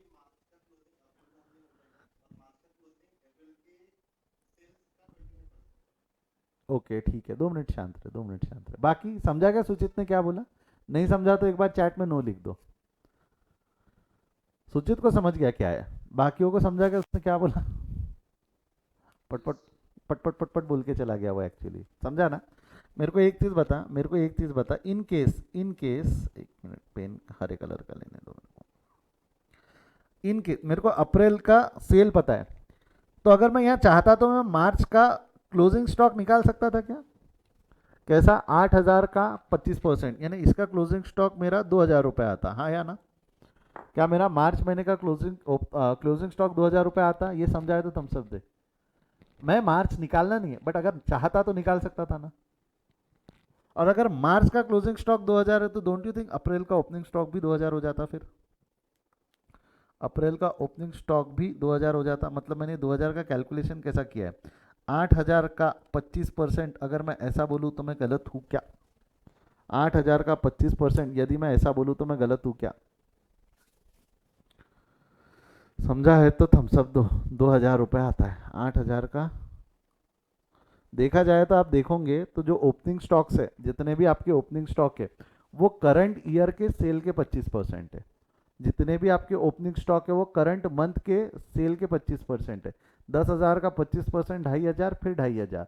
12,000 का 25% 3,000, फिर 3,000। तो अल्टीमेटली 12,000 का 25% 3,000, 10,000 का 25% 2,500, सिमिलरली 8,000 का 25% 2,000। समझा है तो एक बार थम्सअप दे दो फटाफट, सभी लोग। समझा है तो एक बार थम्सअप दे दो। अब मेरे को क्या है, ये भी पता है, सेल भी पता है, क्लोजिंग भी पता है, ओपनिंग भी पता है। पीयूष कोई डाउट है क्या बेटा? तो अब आप प्रोडक्शन इन क्वांटिटी निकाल सकते हो। प्रोडक्शन इन क्वांटिटी कितना हो गया तेरा? ओपनिंग यानी सेल्स प्लस 8,000 प्लस 2,500 माइनस 2,000, ये कितना हो जाएगा? 8,500। 10 + 3 - 2.5, 10,000, 10,500 आएगा। और ये कितना आ जाएगा आपका, जो भी, एक मिनट देखते हैं, जूम आउट करते हैं। हाँ, 10,500 और 13,000, 10,500 और 13,000। क्लियर है? तो कोई डाउट है तो पूछ ले। आगे बढ़ू यहाँ से। XML का मैंने निकाला। अब आप चाहो तो इसकी टोटल ले लो भाई। टोटल माल जो हम 3 महीने मिला के ना एक क्वार्टर में बेचेंगे वो 30,000 का माल है। ओपनिंग स्टॉक तेरा क्लोजिंग स्टॉक 3,500 का रहेगा। ओपनिंग स्टॉक जो रहेगा वो 7,500 का रहेगा। अल्टीमेटली तेरा आंसर आएगा 32,000। अल्टीमेटली तेरा आंसर टोटल लिया हुआ है हमने। इसको ऐसा वर्टिकल सॉल्व करते मत बैठना। वर्टिकल सॉल्व नहीं होगा, वो वर्टिकली सॉल्व नहीं होगा। आप भावनाओं में बह के वर्टिकली सॉल्व करते बैठोगे तो वर्टिकली सॉल्व नहीं होगा। क्लियर है क्या? हाँ या ना? बट वो टोटल है, ठीक है। इसको छापो, इसको छापो और बगल में वाई एम एल का कैलकुलेशन मेरे को करके बताओ। बगल में वाई एम एल का कैलकुलेशन अप्रैल, मई, जून और टोटल, ये कैलकुलेशन करके बताओ मेरे को। लिख के हो जाए तो आवाज़ करना, क्वेश्चन दिखा दूंगा मैं आपको।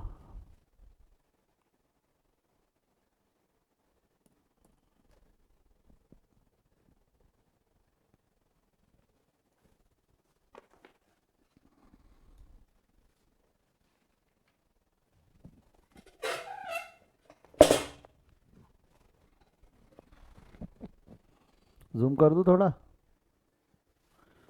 10,000 इंटू 25%, 12,000 इंटू 25%, 16,000 इंटू 25%, वो लिखा हुआ है पेन से।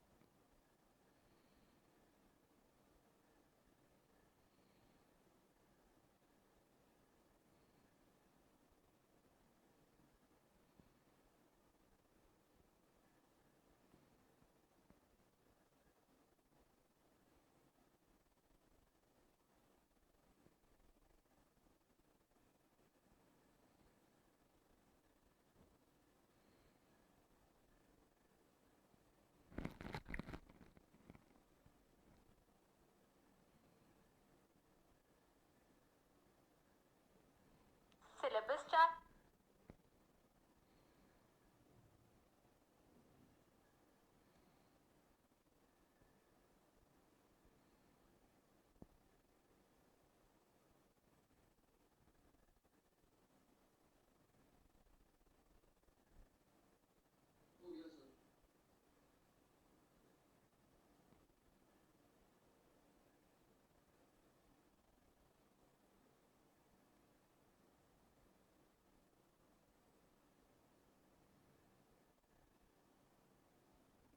आगे बढ़े। इसका निकाल लो, वाई एम एल का कैलकुलेशन आपको अभी करके देना है मेरे को फटाफट। वाई एम एल का आपके सेल दिए हुए रिलेशन वही रहने वाला है ना, 25%।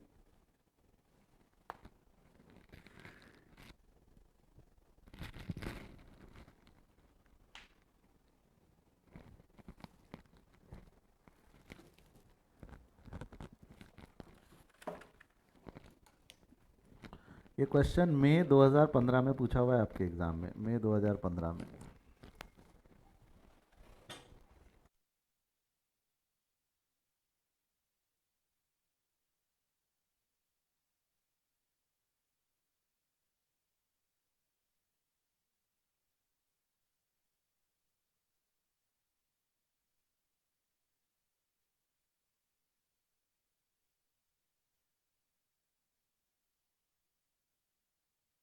सॉल्व करके हो जाए तो चैट में डन लिखना, नहीं हो गया लिखना, डन मत लिखना, हो गया लिखना।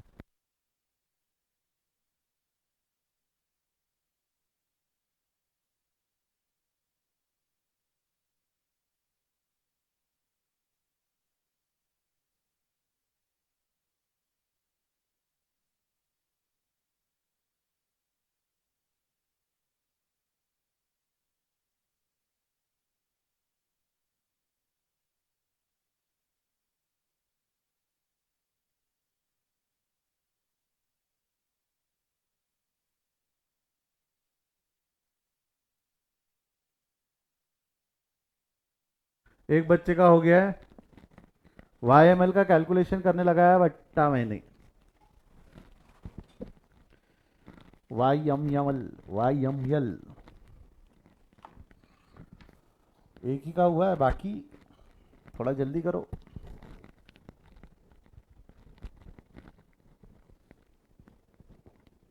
दूसरे का हो गया है, दो बच्चा, बाकी फास्ट स्पीड बढ़ाओ, इजी है। 6 8 9 बस इतना ही है, बाकी तो 25% लेते हुए चलना है। चलो हो गया, चलो एवरीवन डन, एवरीवन डन। तो मैं यहाँ लिख देता हूँ फटाफट। सेल कितने कितने दिए हुए, 6 8 और 9, 6000 8000 9000, ये सेल हो गया। Now the calculation will be कि अगले महीने के सेल का 25% इस मंथ का क्लोजिंग स्टॉक है, मतलब ये हो गया तेरा 25 ये हो गया तेरा 2.5, ये हो गया 25%, तो ये हो गया 2.5, सॉरी 2 और 2250, और अगले मंथ का सेल है 14,000, तो ये हो जाएगा तेरा 14,000 का 25%, तो 14,000 का 25% 3,500। एंड इस मंथ के जो क्लोजिंग है वो अगले मंथ के ओपनिंग बन जाएंगे, यानी ये हो गया तेरा 2,000 2,250, और यहाँ का कोई दिक्कत नहीं है, जो 6,000 है उसी का 25% हो जाएगा ना, ये 6,000 का 25%, यानी कि कितना हो जाएगा तेरा ये, that's gonna be 1,500, that's gonna be 1,500। तो टोटल अप्रैल का हो गया 6,500, 8,250 एंड 10,250, इसकी हॉरिजॉन्टल टोटल ले लेना, 23,000 7,000 और ये हो गया तेरा 25,000। वर्टिकल टोटल भावनाओं में बह के वर्टिकल टोटल मत ले लेना, ये भावनाओं में बह के वर्टिकल टोटल मत लेते बैठना, नहीं निकलेगा। आ रहा है क्या सेम? हाँ आ रहा है, आ रहा है, आ रहा है, ओके ये नेगेटिव है, आ रहा है, आ रहा है, आ रहा है, वो भी आ रहा है, ठीक है। बॉडी में गया है तो थम्सअप दे दो, बॉडी में गया है तो थम्सअप दे दो। 30,000 प्लस 9,500 माइनस 7,500 आता है 32,000, आ रहा है, आ रहा है, आ रहा है, वर्टिकल टोटल भी मैच कर रहा है। अब मेरे को एक चीज़ बताओ, मेरे को एक चीज़ बताओ, मेरे को एक चीज़ बताओ, ये हो गया तेरा production budget in month wise हो गया, प्रोडक्शन मंथ वाइज हो गया। अगला प्रोडक्शन कॉस्ट बजट निकालना, यही इन टर्म्स ऑफ रुपीज़ निकालना है। अब यही इन टर्म्स ऑफ रुपीज़ कैसे निकालेंगे, मेरे को एक चीज़ बता, तेरा ये निकल गया क्या, ये क्वार्टर वाइज निकालना है, अब इसको मंथ वाइज नहीं करना है। क्वार्टर वाइज मतलब मैं ऐसा बोलूँ तो चलेगा क्या, XML का जो क्वार्टरली प्रोडक्शन है 32,000 है, और इसका जो क्वार्टरली प्रोडक्शन है 25,000 है। मैं अगर ऐसा बोलूँ तो वेदर आई एम राइट और रॉन्ग?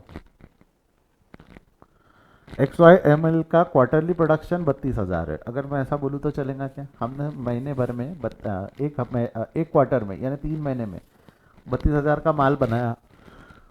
ऐसा मैं बोलूँ तो मैं सही हूँ या गलत हूँ? सही हूँ तो एक बार थम्स अप दे दो। 32,000 का माल हमने बनाया। अब 32,000 की हमको कॉस्ट निकालनी है। 32,000 की हमको क्या निकालनी है? कॉस्ट। तो अब यहाँ पे आ जाएगा तेरा production cost budget. Production cost budget.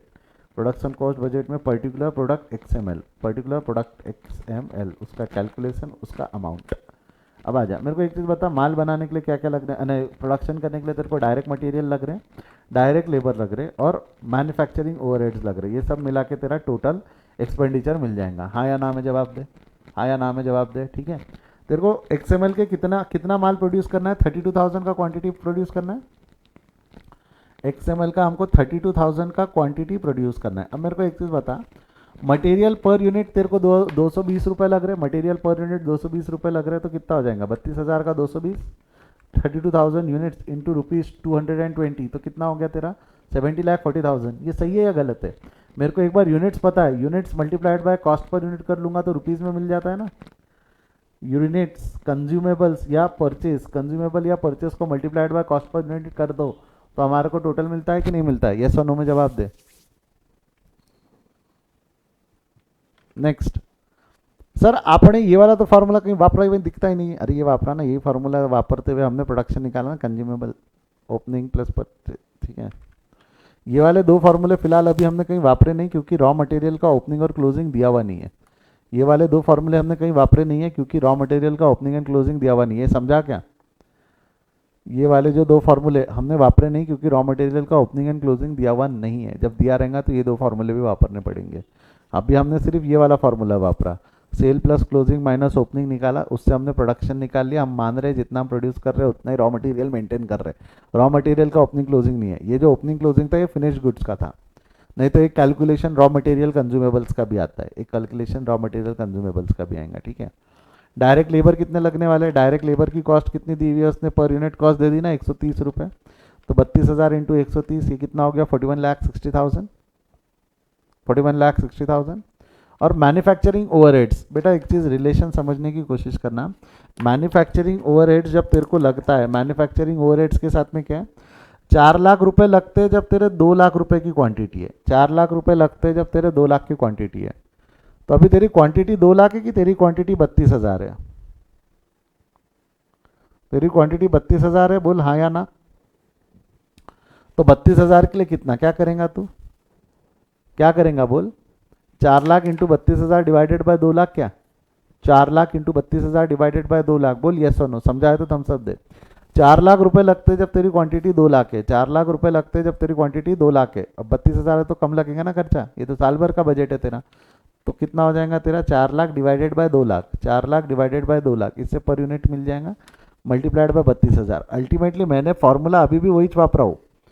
Formula अभी भी मैंने वही वापरा हूँ। फॉर्मूला क्या वापरे बेटा अपन ने? क्वांटिटी इंटू पर यूनिट ही है। ये पर यूनिट ही है, बट पर यूनिट निकालने के लिए हमने कैलकुलेट किया है 4 lakh divided by 2 lakh into 32,000। समझा है तो थम्स अप दे। अभी भी मैंने क्वांटिटी इंटू पर यूनिट ही किया है, बट पर यूनिट कॉस्ट निकाली है हमने। 4 लाख डिवाइडेड बाय 2 लाख कर दूंगा तो पर यूनिट कॉस्ट निकलेंगी ना। तो टोटल कितना हो जाएगा तेरा? 6,40,000 and that's your total cost of production for XML units. That's total cost of production for XML unit. Clear है क्या? YML का कैलकुलेशन आपको करना पड़ेगा। YML कितना है तुम्हारा? 25,000 यूनिट्स का है। YML अभी तू खुद कर।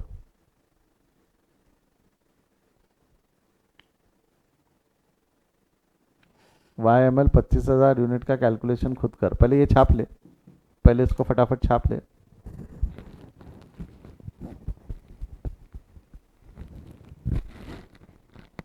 और उसी के बगल में YML का कैलकुलेशन करना है।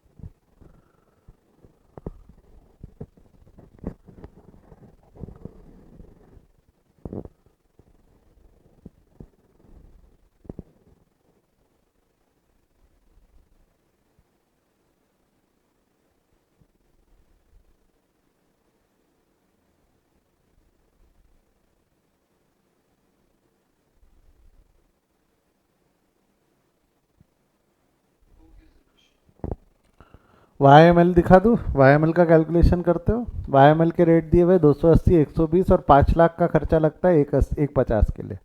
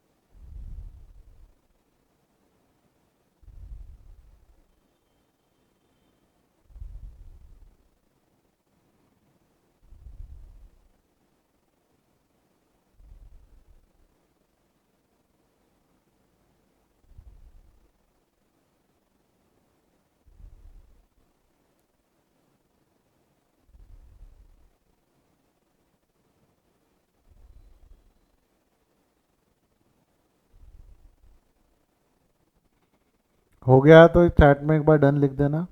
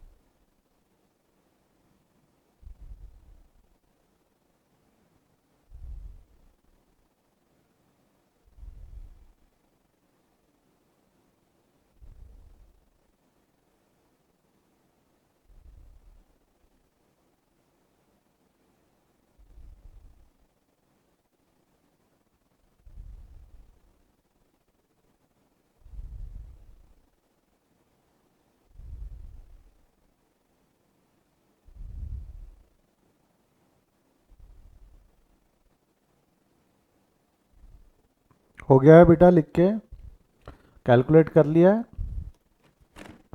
चलिए सॉल्व करते हैं, हम भी इसका सॉल्व करते हैं, आप लोग आंसर चेक कर लीजिए। मैं एक चीज़ बताओ, इसका 25,000 का मटेरियल लगने वाला है, 25,000 का मटेरियल लगेगा, मटेरियल कॉस्ट इज 280, तो 20 कहाँ गया 25,000 into 280 that's gonna be 7 lakh. 25,000 280 7 lakh हो गया, ठीक है। अगला क्या हो जाएगा तेरा 25,000 into 120 that's somewhere around 30 lakh. And the next is 5 lakh का खर्चा लगता है 1.5 लाख यूनिट्स के लिए, तो 25,000 के लिए कितना, 5 lakh divided by 1.5 lakh into 25,000, तो ये हो गया तेरा 83,000। 83,000 क्लियर है। छाप लो इसको फटाफट, जिन्होंने किया अच्छी बात है, जिन्होंने नहीं किया वो छाप लो। 1,83,333 आता है। इजी क्वेश्चन है, डिफिकल्ट है प्रोडक्शन बजट बनाना। अब तक समझ में आया, कोई दिक्कत?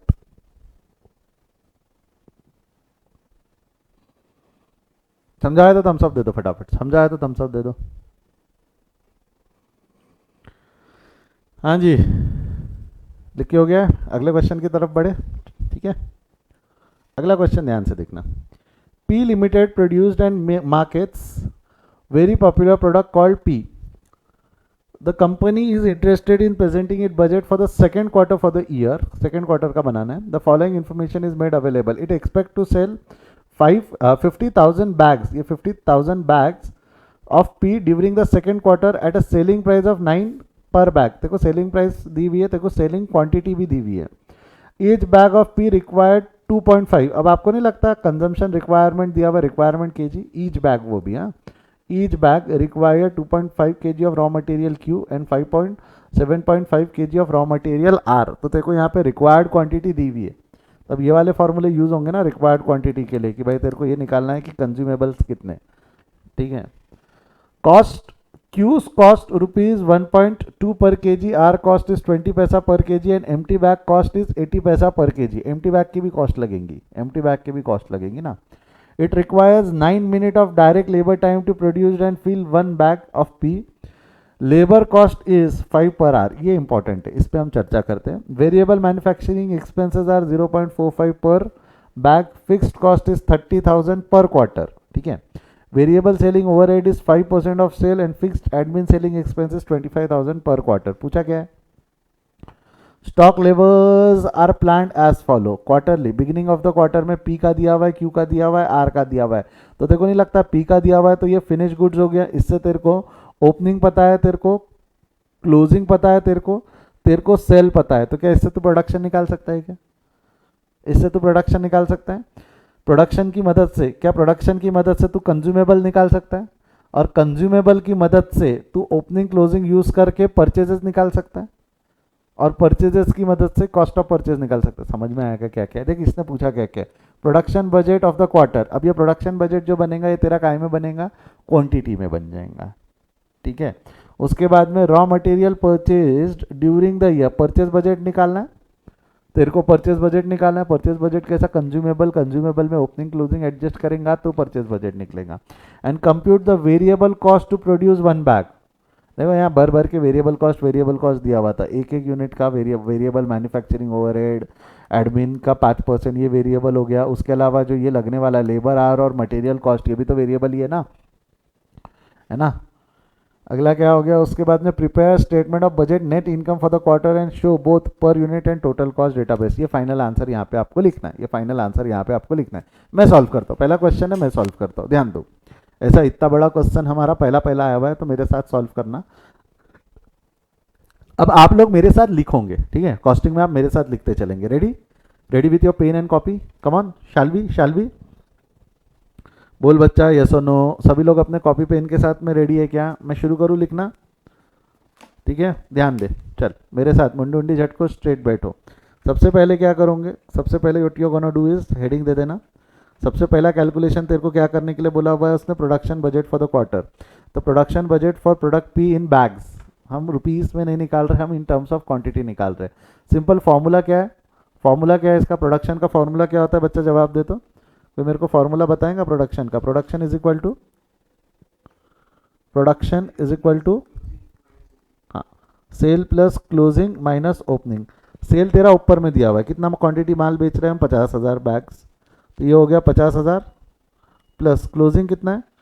क्लोजिंग नीचू दिया हुआ है, क्लोजिंग है तेरा 11,000, 11,000 हो गया, माइनस ओपनिंग कितना है? 15,000 कर, तो माइनस 15,000।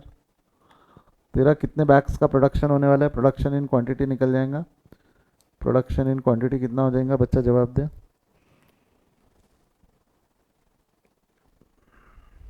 46,000 बैग्स आता है क्या? कैल्सी वैल्सी भी साथ में रेडी रखो, कैल्सी वैल्सी भी साथ में रेडी रखो। 46,000 बैग्स आता है। थम्सअप दे दे समझ में आया तो, थम्सअप दे दे समझ में आया तो।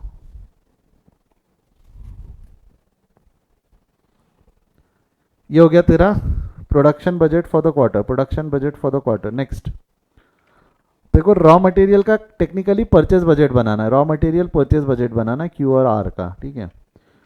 ये हम रॉ मटेरियल बजट बना रहे, क्या बना रहे? Raw material budget. अब ध्यान दे क्या क्या लगेगा तेरे को रॉ मटेरियल का बजट बनाना है। पर्टिकुलर क्यू का कैलकुलेशन, आर और एम्प्टी बैग का कैलकुलेशन हम यहीं कर देंगे। बता रॉ मटेरियल का कैलकुलेशन कैसा करेंगे? तेरे को प्रोडक्शन पता है, 46,000 बैग्स लगने वाले, तेरे को ये पता है 46,000 बैग्स लगने वाले, बराबर है। तेरे को ये पता है कि एक बैग में कितना पी जाता है, एक बैग में कितना जाता है। रिक्वायरमेंट पर बैग निकाल सकता हूँ क्या मैं? रॉ मटेरियल रिक्वायर्ड पर बैग,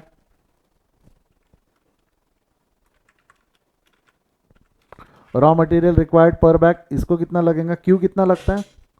क्यू 2.5 किलो लगता है, क्यू लगता है 2.5 kg पर बैग, नहीं पी 2.5 kg लगता है, क्यू लगता है 7.5, और बैग तो बैग एक ही लगना है, एम्प्टी बैग एक ही लगेगा ना, एम्प्टी बैग एक ही लगेगा। ये हो गया इसका पर बैग का यूनिट। बजटेड यूजेज अब निकालना है, यूजेज कितना, कंज्यूमेबल्स जिसको बोलते हैं, बजटेड यूजेज को हमने वर्ड वापरा था कंज्यूमेबल्स।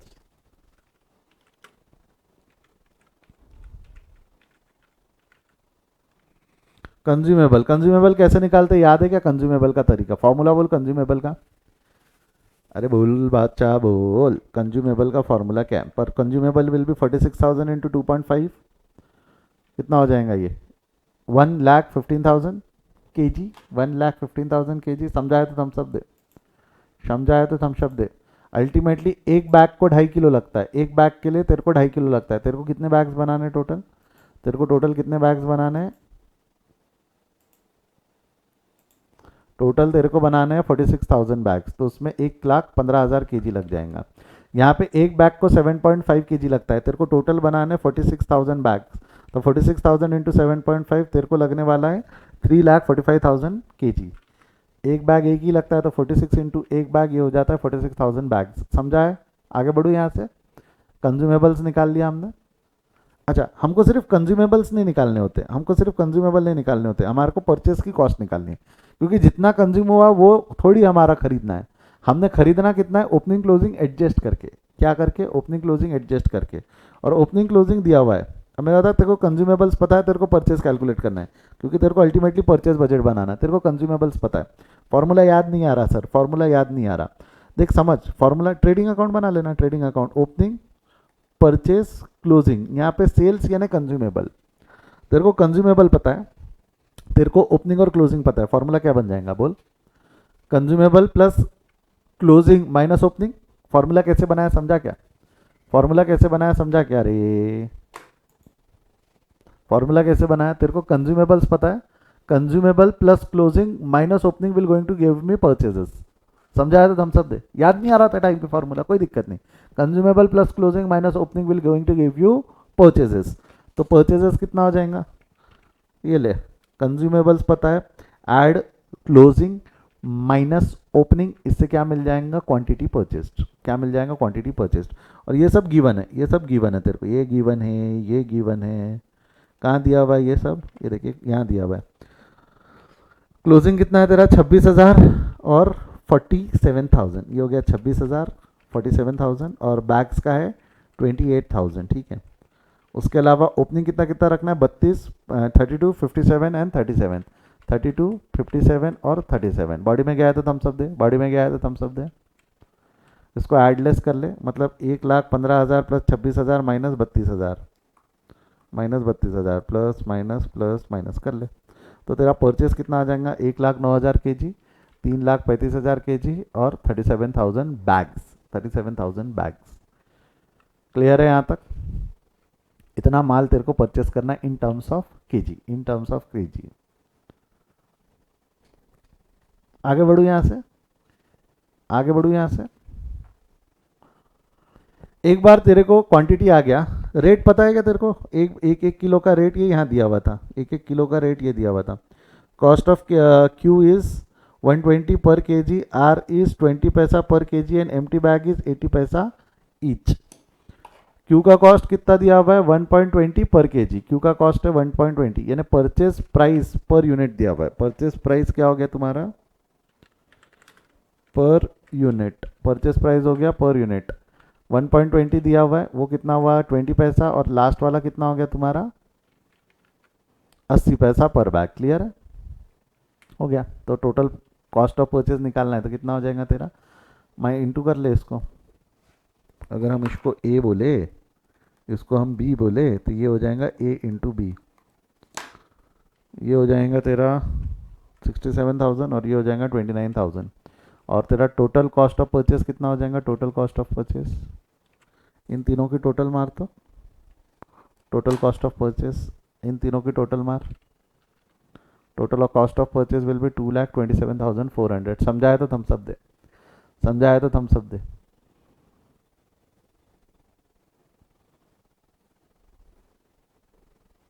सुचेत कोई डाउट है बेटा? लिख लो इसको फटाफट। आप लिख रहे हो ना, मेरे साथ ही लिख रहे हो गया यहाँ तक लिख के आगे बढ़ो? मेरे साथ लिखते ही चलो, मेरे साथ लिखते चलो, ठीक है।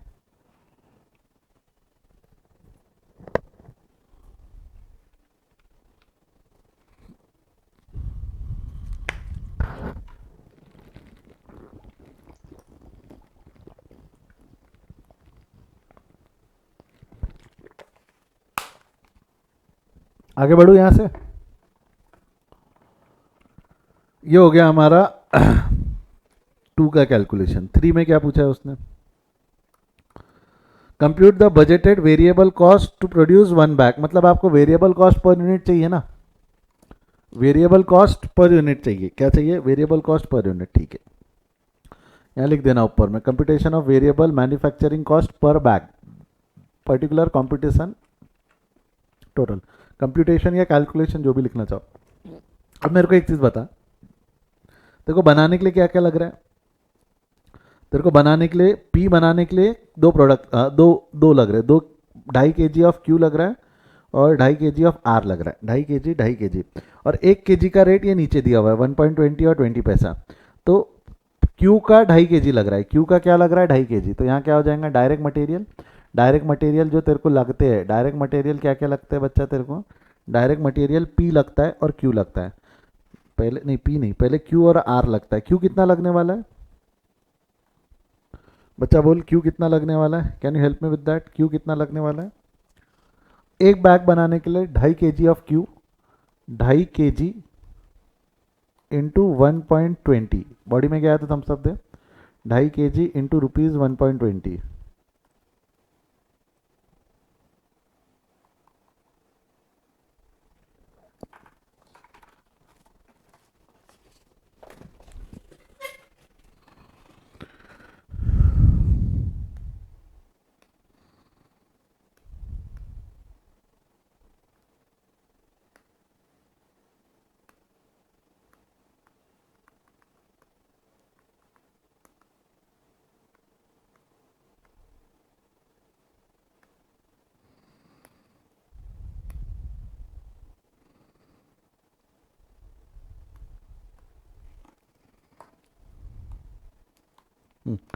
रुपीज 1.20 कितना हो जाएगा? 2.5 kg इंटू रुपीज 1.20, जवाब दे। 3 रुपये, ठीक है। उसके बाद में तेरे को क्या लग जाएगा? आर लगता है 7.5 kg, जो 20 पैसा पर केजी के हिसाब से आता है। 7.5 kg जो आता है अल्टीमेटली 0.20 के हिसाब से कितना होता है? 0.20, 7.5 इंटू 0.20 ये होता है तेरा 1.50 kg। कितना हो गया तेरा? 1.50।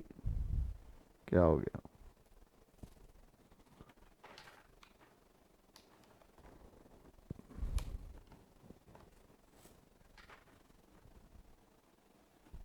नेक्स्ट, अगला क्या लगने वाला है बच्चा तेरे को? उसके बाद में डायरेक्ट मटेरियल के बाद में और क्या लग जाता है तने? डायरेक्ट मटेरियल के बाद में cost of empty bag. Cost of empty bag, एक बैग 80 पैसा पर के यूनिट्स के हिसाब से आता है। यहाँ डायरेक्ट अगर मैं 80 पैसा पर यूनिट लिख दूँ तो चलेगा क्या? 80 पैसा, बॉडी में गया है तो थम्सअप दे दे, बॉडी में गया है तो थम्सअप दे दे। डायरेक्ट 80 पैसा लिख दिया है मैंने, कोई दिक्कत? डायरेक्ट लेबर, मेरा बता डायरेक्ट लेबर कितनी लगने वाली? ये पूरा खेलता है इसमें। डायरेक्ट लेबर का कैलकुलेशन मेरी मदद के बगैर कैलकुलेट करके देते हो क्या एक बार? डायरेक्ट लेबर का कैलकुलेशन मेरी मदद के बगैर एक बार करना चाहोगे? It require 9 minute of direct labour time to produced and fill 1 bag of P. Labour cost is 5 per our.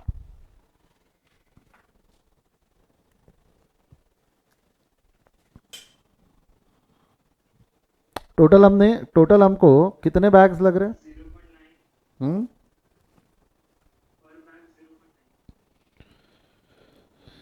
पर बैग 0.9, यू आर रॉन्ग।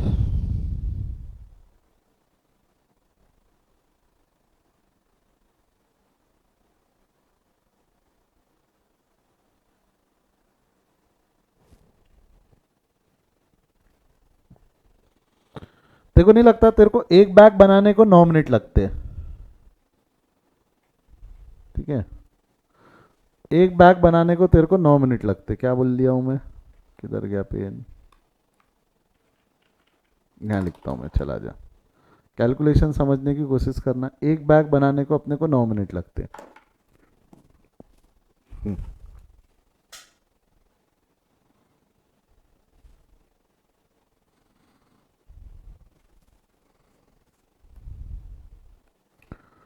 एक बैग बनाने को मेरे को 9 मिनट लगते हैं, ठीक है। एक बैग बनाने को मेरे को 9 मिनट लगते हैं। और उसने रेट कैसा दिया हुआ है बच्चा? रेट पे कंसंट्रेट कर। रेट जो दिया हुआ है उसने क्या बोला हुआ है कि तेरे को 5 रुपए प्रति घंटे के हिसाब से पैसा देना है। तेरे को जो पैसा देना है पर आर दिया हुआ है। तेरे को जो पैसा दिया हुआ है वो पर आर दिया हुआ है। तो मेरे को एक चीज़ बता, इसका और इसका कहीं पर भी डायरेक्ट कंपेरिजन हो सकता है क्या? मिनट और आर का डायरेक्ट कंपेरिजन है क्या? तेरे पास जिंदगी में दो ऑप्शन है, या तो मिनट को आर में कन्वर्ट कर ले या आर को मिनट में कन्वर्ट कर ले। बराबर है क्या? हाँ या ना? समझाए तो थम्स अप दे। मैं डायरेक्ट कंपैरिजन नहीं कर सकता, मैं डायरेक्ट कंपैरिजन नहीं कर सकता। तो या तो मिनट को आर में कन्वर्ट कर ले या आर को मिनट में कन्वर्ट कर ले। It's better to convert minutes to hour. मेरे को मिनट्स को आर में कन्वर्ट करना है। मेरे को अगर मिनट्स को आर में कन्वर्ट करना है तो मैं ऐसा बोलूँ तो चलेगा क्या? मेरे को 9 मिनट लगते हैं। एंड 9 मिनट यानी कितने घंटे? 9 मिनट यानी इसको डिवाइडेड बाय 60 मिनट कर दूँ तो मेरे को आर्स मिल जाएंगे क्या? कितने घंटे? 9 मिनट यानी कितने घंटे कर तो 9 डिवाइडेड बाय 6 कर 60 कर तो कितना होता है? 0.15 आर बोलूँ तो चलेगा क्या? 9 मिनट यानी कि 0.15 आर बोलूँ तो चलेगा क्या? समझाए तो थम्स अप दे, समझाए तो थम्स अप दे। आपको शायद ये समझने में दिक्कत हो रही होंगी। मेरे को एक चीज़ बता, 30 मिनट्स यानी कितने घंटे बोलते हो आप? 30 मिनट्स यानी कितने घंटे बोलते हो? आधी घंटा बोलते हो ना? 30 मिनट्स यानी आप हाफ आवर बोलते हो ना? कैसे करते हो आप वो 30 मिनट्स यानी half hour? Ultimately 30 divided by 60 करके ही आप 1/2 उसको हाफ आवर बोलते हो ना, या 0.5 यानी हाफ आवर, ऐसा बोलते हो? Yes or no? तो मैंने भी तो अभी वही किया ना। मिनट्स को मेरे को अगर आर में कन्वर्ट करना है तो उसको डिवाइडेड बाय 60 करना पड़ेगा कि नहीं करना पड़ेगा? दोनों सेम यूनिट पे लाएंगे तो जाके कहीं कैलकुलेशन पॉसिबल है ना। दोनों अगर मैंने सेम यूनिट पे लाया तो कहीं जाके कैलकुलेशन पॉसिबल है या नहीं है? समझ में आया तो थम्स अप दे, समझ में आया तो थम्स अप दे। तो यहाँ पर कहाँ गया? यहाँ पर वो क्या बोल रहा है? 9 मिनट लगते हैं और आपको पर बैग का कैलकुलेशन करना है। तो अगर मैंने 9 मिनट और पर बैग का कैलकुलेशन किया तो मैं ऐसा बोलूँ तो चलेगा क्या? मेरे को एक बैग बनाने के लिए 0.15 आर लगते हैं और मैं 5 रुपये प्रति घंटे के हिसाब से पैसा देता हूँ। तो एक बैग का कॉस्ट कितना? 0.15 इंटू 5 रुपये करो तो आंसर आ जाएगा। कितना आएगा? 0.15 इंटू 5। यानी आपका कैलकुलेशन मोटा मोटी क्या हो जाएगा? 9 minutes divided by 60 minutes. 9 minute divided by 60 minute into 5 रुपये प्रति घंटा। ये हो गया तेरा hours into hours rate. Clear है क्या यहाँ तक? हाँ या ना? ये कैलकुलेशन यहाँ लिख लो। मेरे पास अभी लिखने पेन नहीं काम कर रहा है मेरा, मैं लिख नहीं पाऊंगा। मैं डायरेक्ट आंसर लिख दूँ इसका। डायरेक्ट लेबर का आंसर कितना हो जाएगा? 0.15। एक जन ने निकाल दिया था, गुड अल्फिया। एक स्टूडेंट ने पहले ही कैलकुलेट कर लिया था मेरे समझाने के पहले। आगे बढ़े यहाँ से, आगे बढ़े यहाँ से। 0.15 पर बैग हो गया, 0.15 पर बैग लेबर आर हो गए, 0.15 पर बैग लेबर आर हो गए। अगला वेरिएबल मैन्युफैक्चरिंग एक्सपेंस दिए हुए 0.45। तो ये हो गया तेरे variable manufacturing expense. Variable manufacturing expense 0.45। Clear है यहाँ तक? समझ में आया तो थम्स अप दे दो। This was given, this was simple words में अगर हम बात करें तो ये दिएला था, ये दिएला था, ठीक है। अच्छा ठीक है। अब कई लोग बोलेंगे sir selling and admin expenses भी ऐड कर दो, सेलिंग एंड एडमिन एक्सपेंस भी ऐड कर दो। Selling and admin expense add होंगे क्या? Selling and admin expense add होंगे क्या? 5% of sale, 5% of sale add करेंगे कि नहीं करेंगे? जवाब दे। क्वेश्चन में उसने कॉस्ट ऑफ प्रोडक्शन पूछा हुआ है, कॉस्ट ऑफ गुड्स सोल्ड नहीं पूछा हुआ है, कॉस्ट ऑफ प्रोडक्शन पूछा हुआ है। बचपन बचपन बचपन बचपन।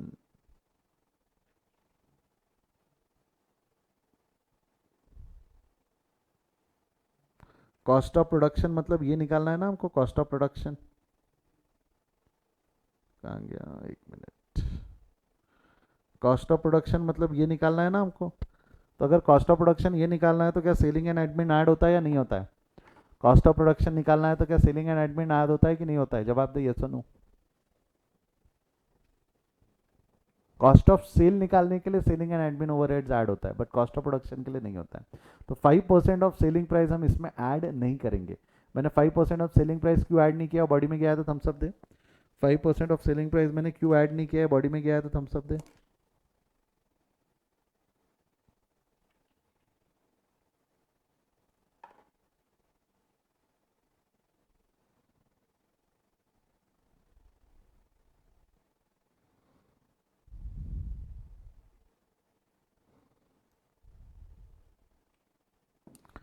चलिए इसकी टोटल मार लीजिए, टोटल कितनी आती है। ये हो गया तेरा 3, ये हो गया 1.5, ठीक है।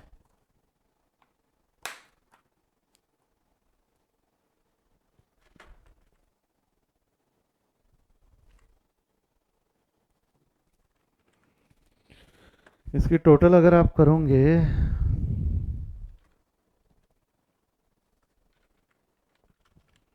टोटल समवेयर अराउंड आपका 6.5 आता है। टोटल कितना आता है 6.5। बॉडी में गया है तो थम्स अप दे दे, बॉडी में गया है तो थम्स अप दे दे। क्लियर है। Cost per unit. पीयूष कोई डाउट है बेटा।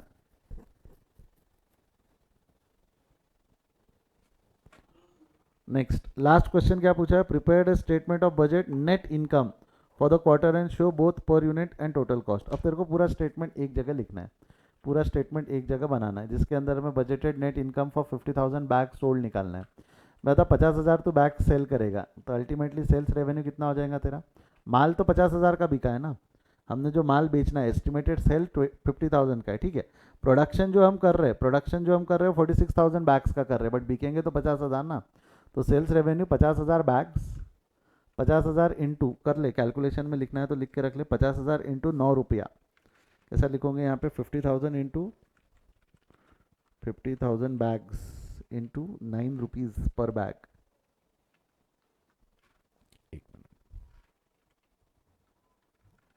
50,000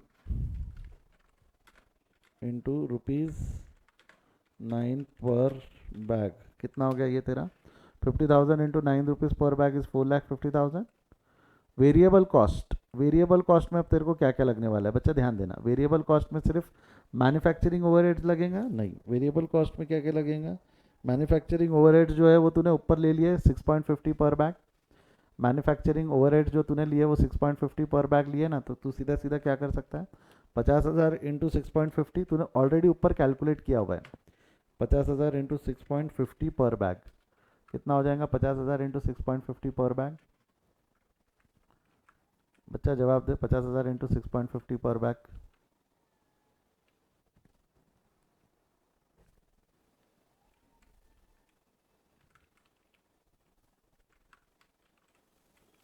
दैट्स गोना बी 3,25,000। अच्छा वेरिएबल कॉस्ट में सिर्फ मैन्युफैक्चरिंग नहीं लगेंगे ना, अब तू माल बेच रहा है तो तेरे को सेलिंग ओवरहेड्स भी लेने पड़ेंगे।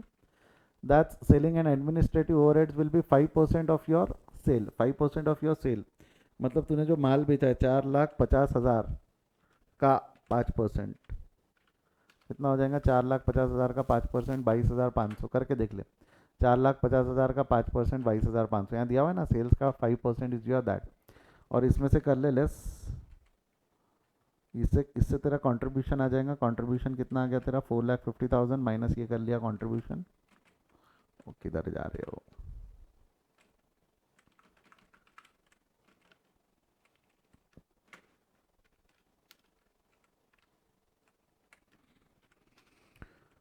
इसमें से फिक्स एक्सपेंसेस माइनस कर दे।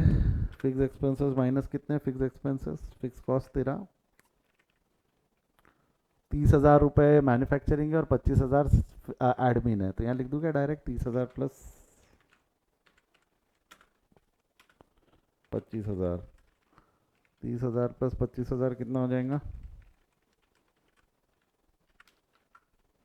30,000 प्लस 25,000 इज 55,000। तो अल्टीमेटली तेरा प्रॉफिट कितना आ जाएगा, प्रॉफिट बजटेड प्रॉफिट इज 47,500। ये अभी जाने दो, मार्जिनल कॉस्टिंग बहुत से बच्चों ने पढ़े नहीं है तो शायद कंट्रीब्यूशन का मीनिंग उनको समझ में ना आए, तो मैं कंट्रीब्यूशन हटा देता हूँ।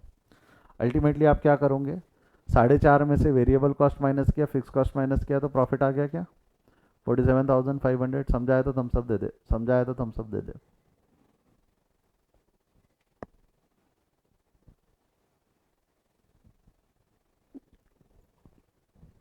लिख लिया है यहाँ तक? लिख लिया है यहाँ तक?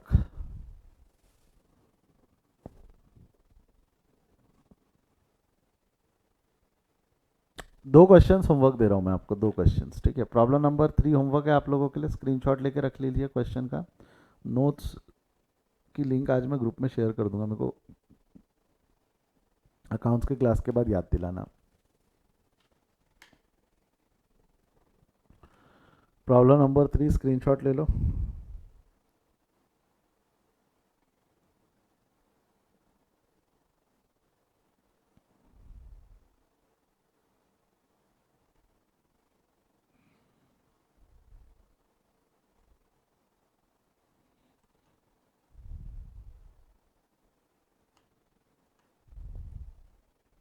प्रॉब्लम नंबर 4 भी होमवर्क है, इसका स्क्रीनशॉट ले लो। कर सकते हो आप, मेरे को आप पे विश्वास है। सवाल ये है कि आपको आप पे विश्वास है क्या?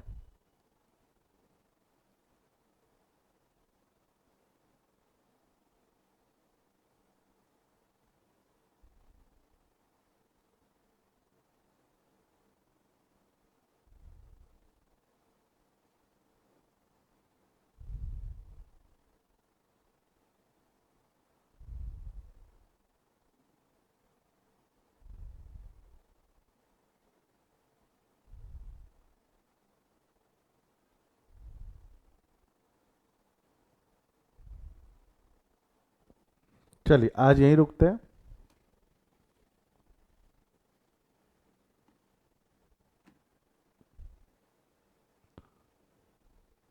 क्या है S O L P R V S? Previous question का ओ, कौन सा वाला? 2 वाला कि 1 वाला?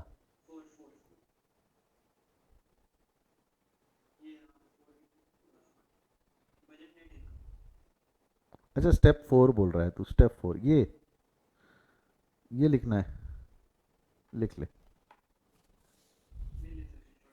स्क्रीनशॉट ले लिया, चलो bye bye, see you in the next class. Accounts हम चालू करते हैं 10 मिनट में। चलिए bye bye, see you, take care.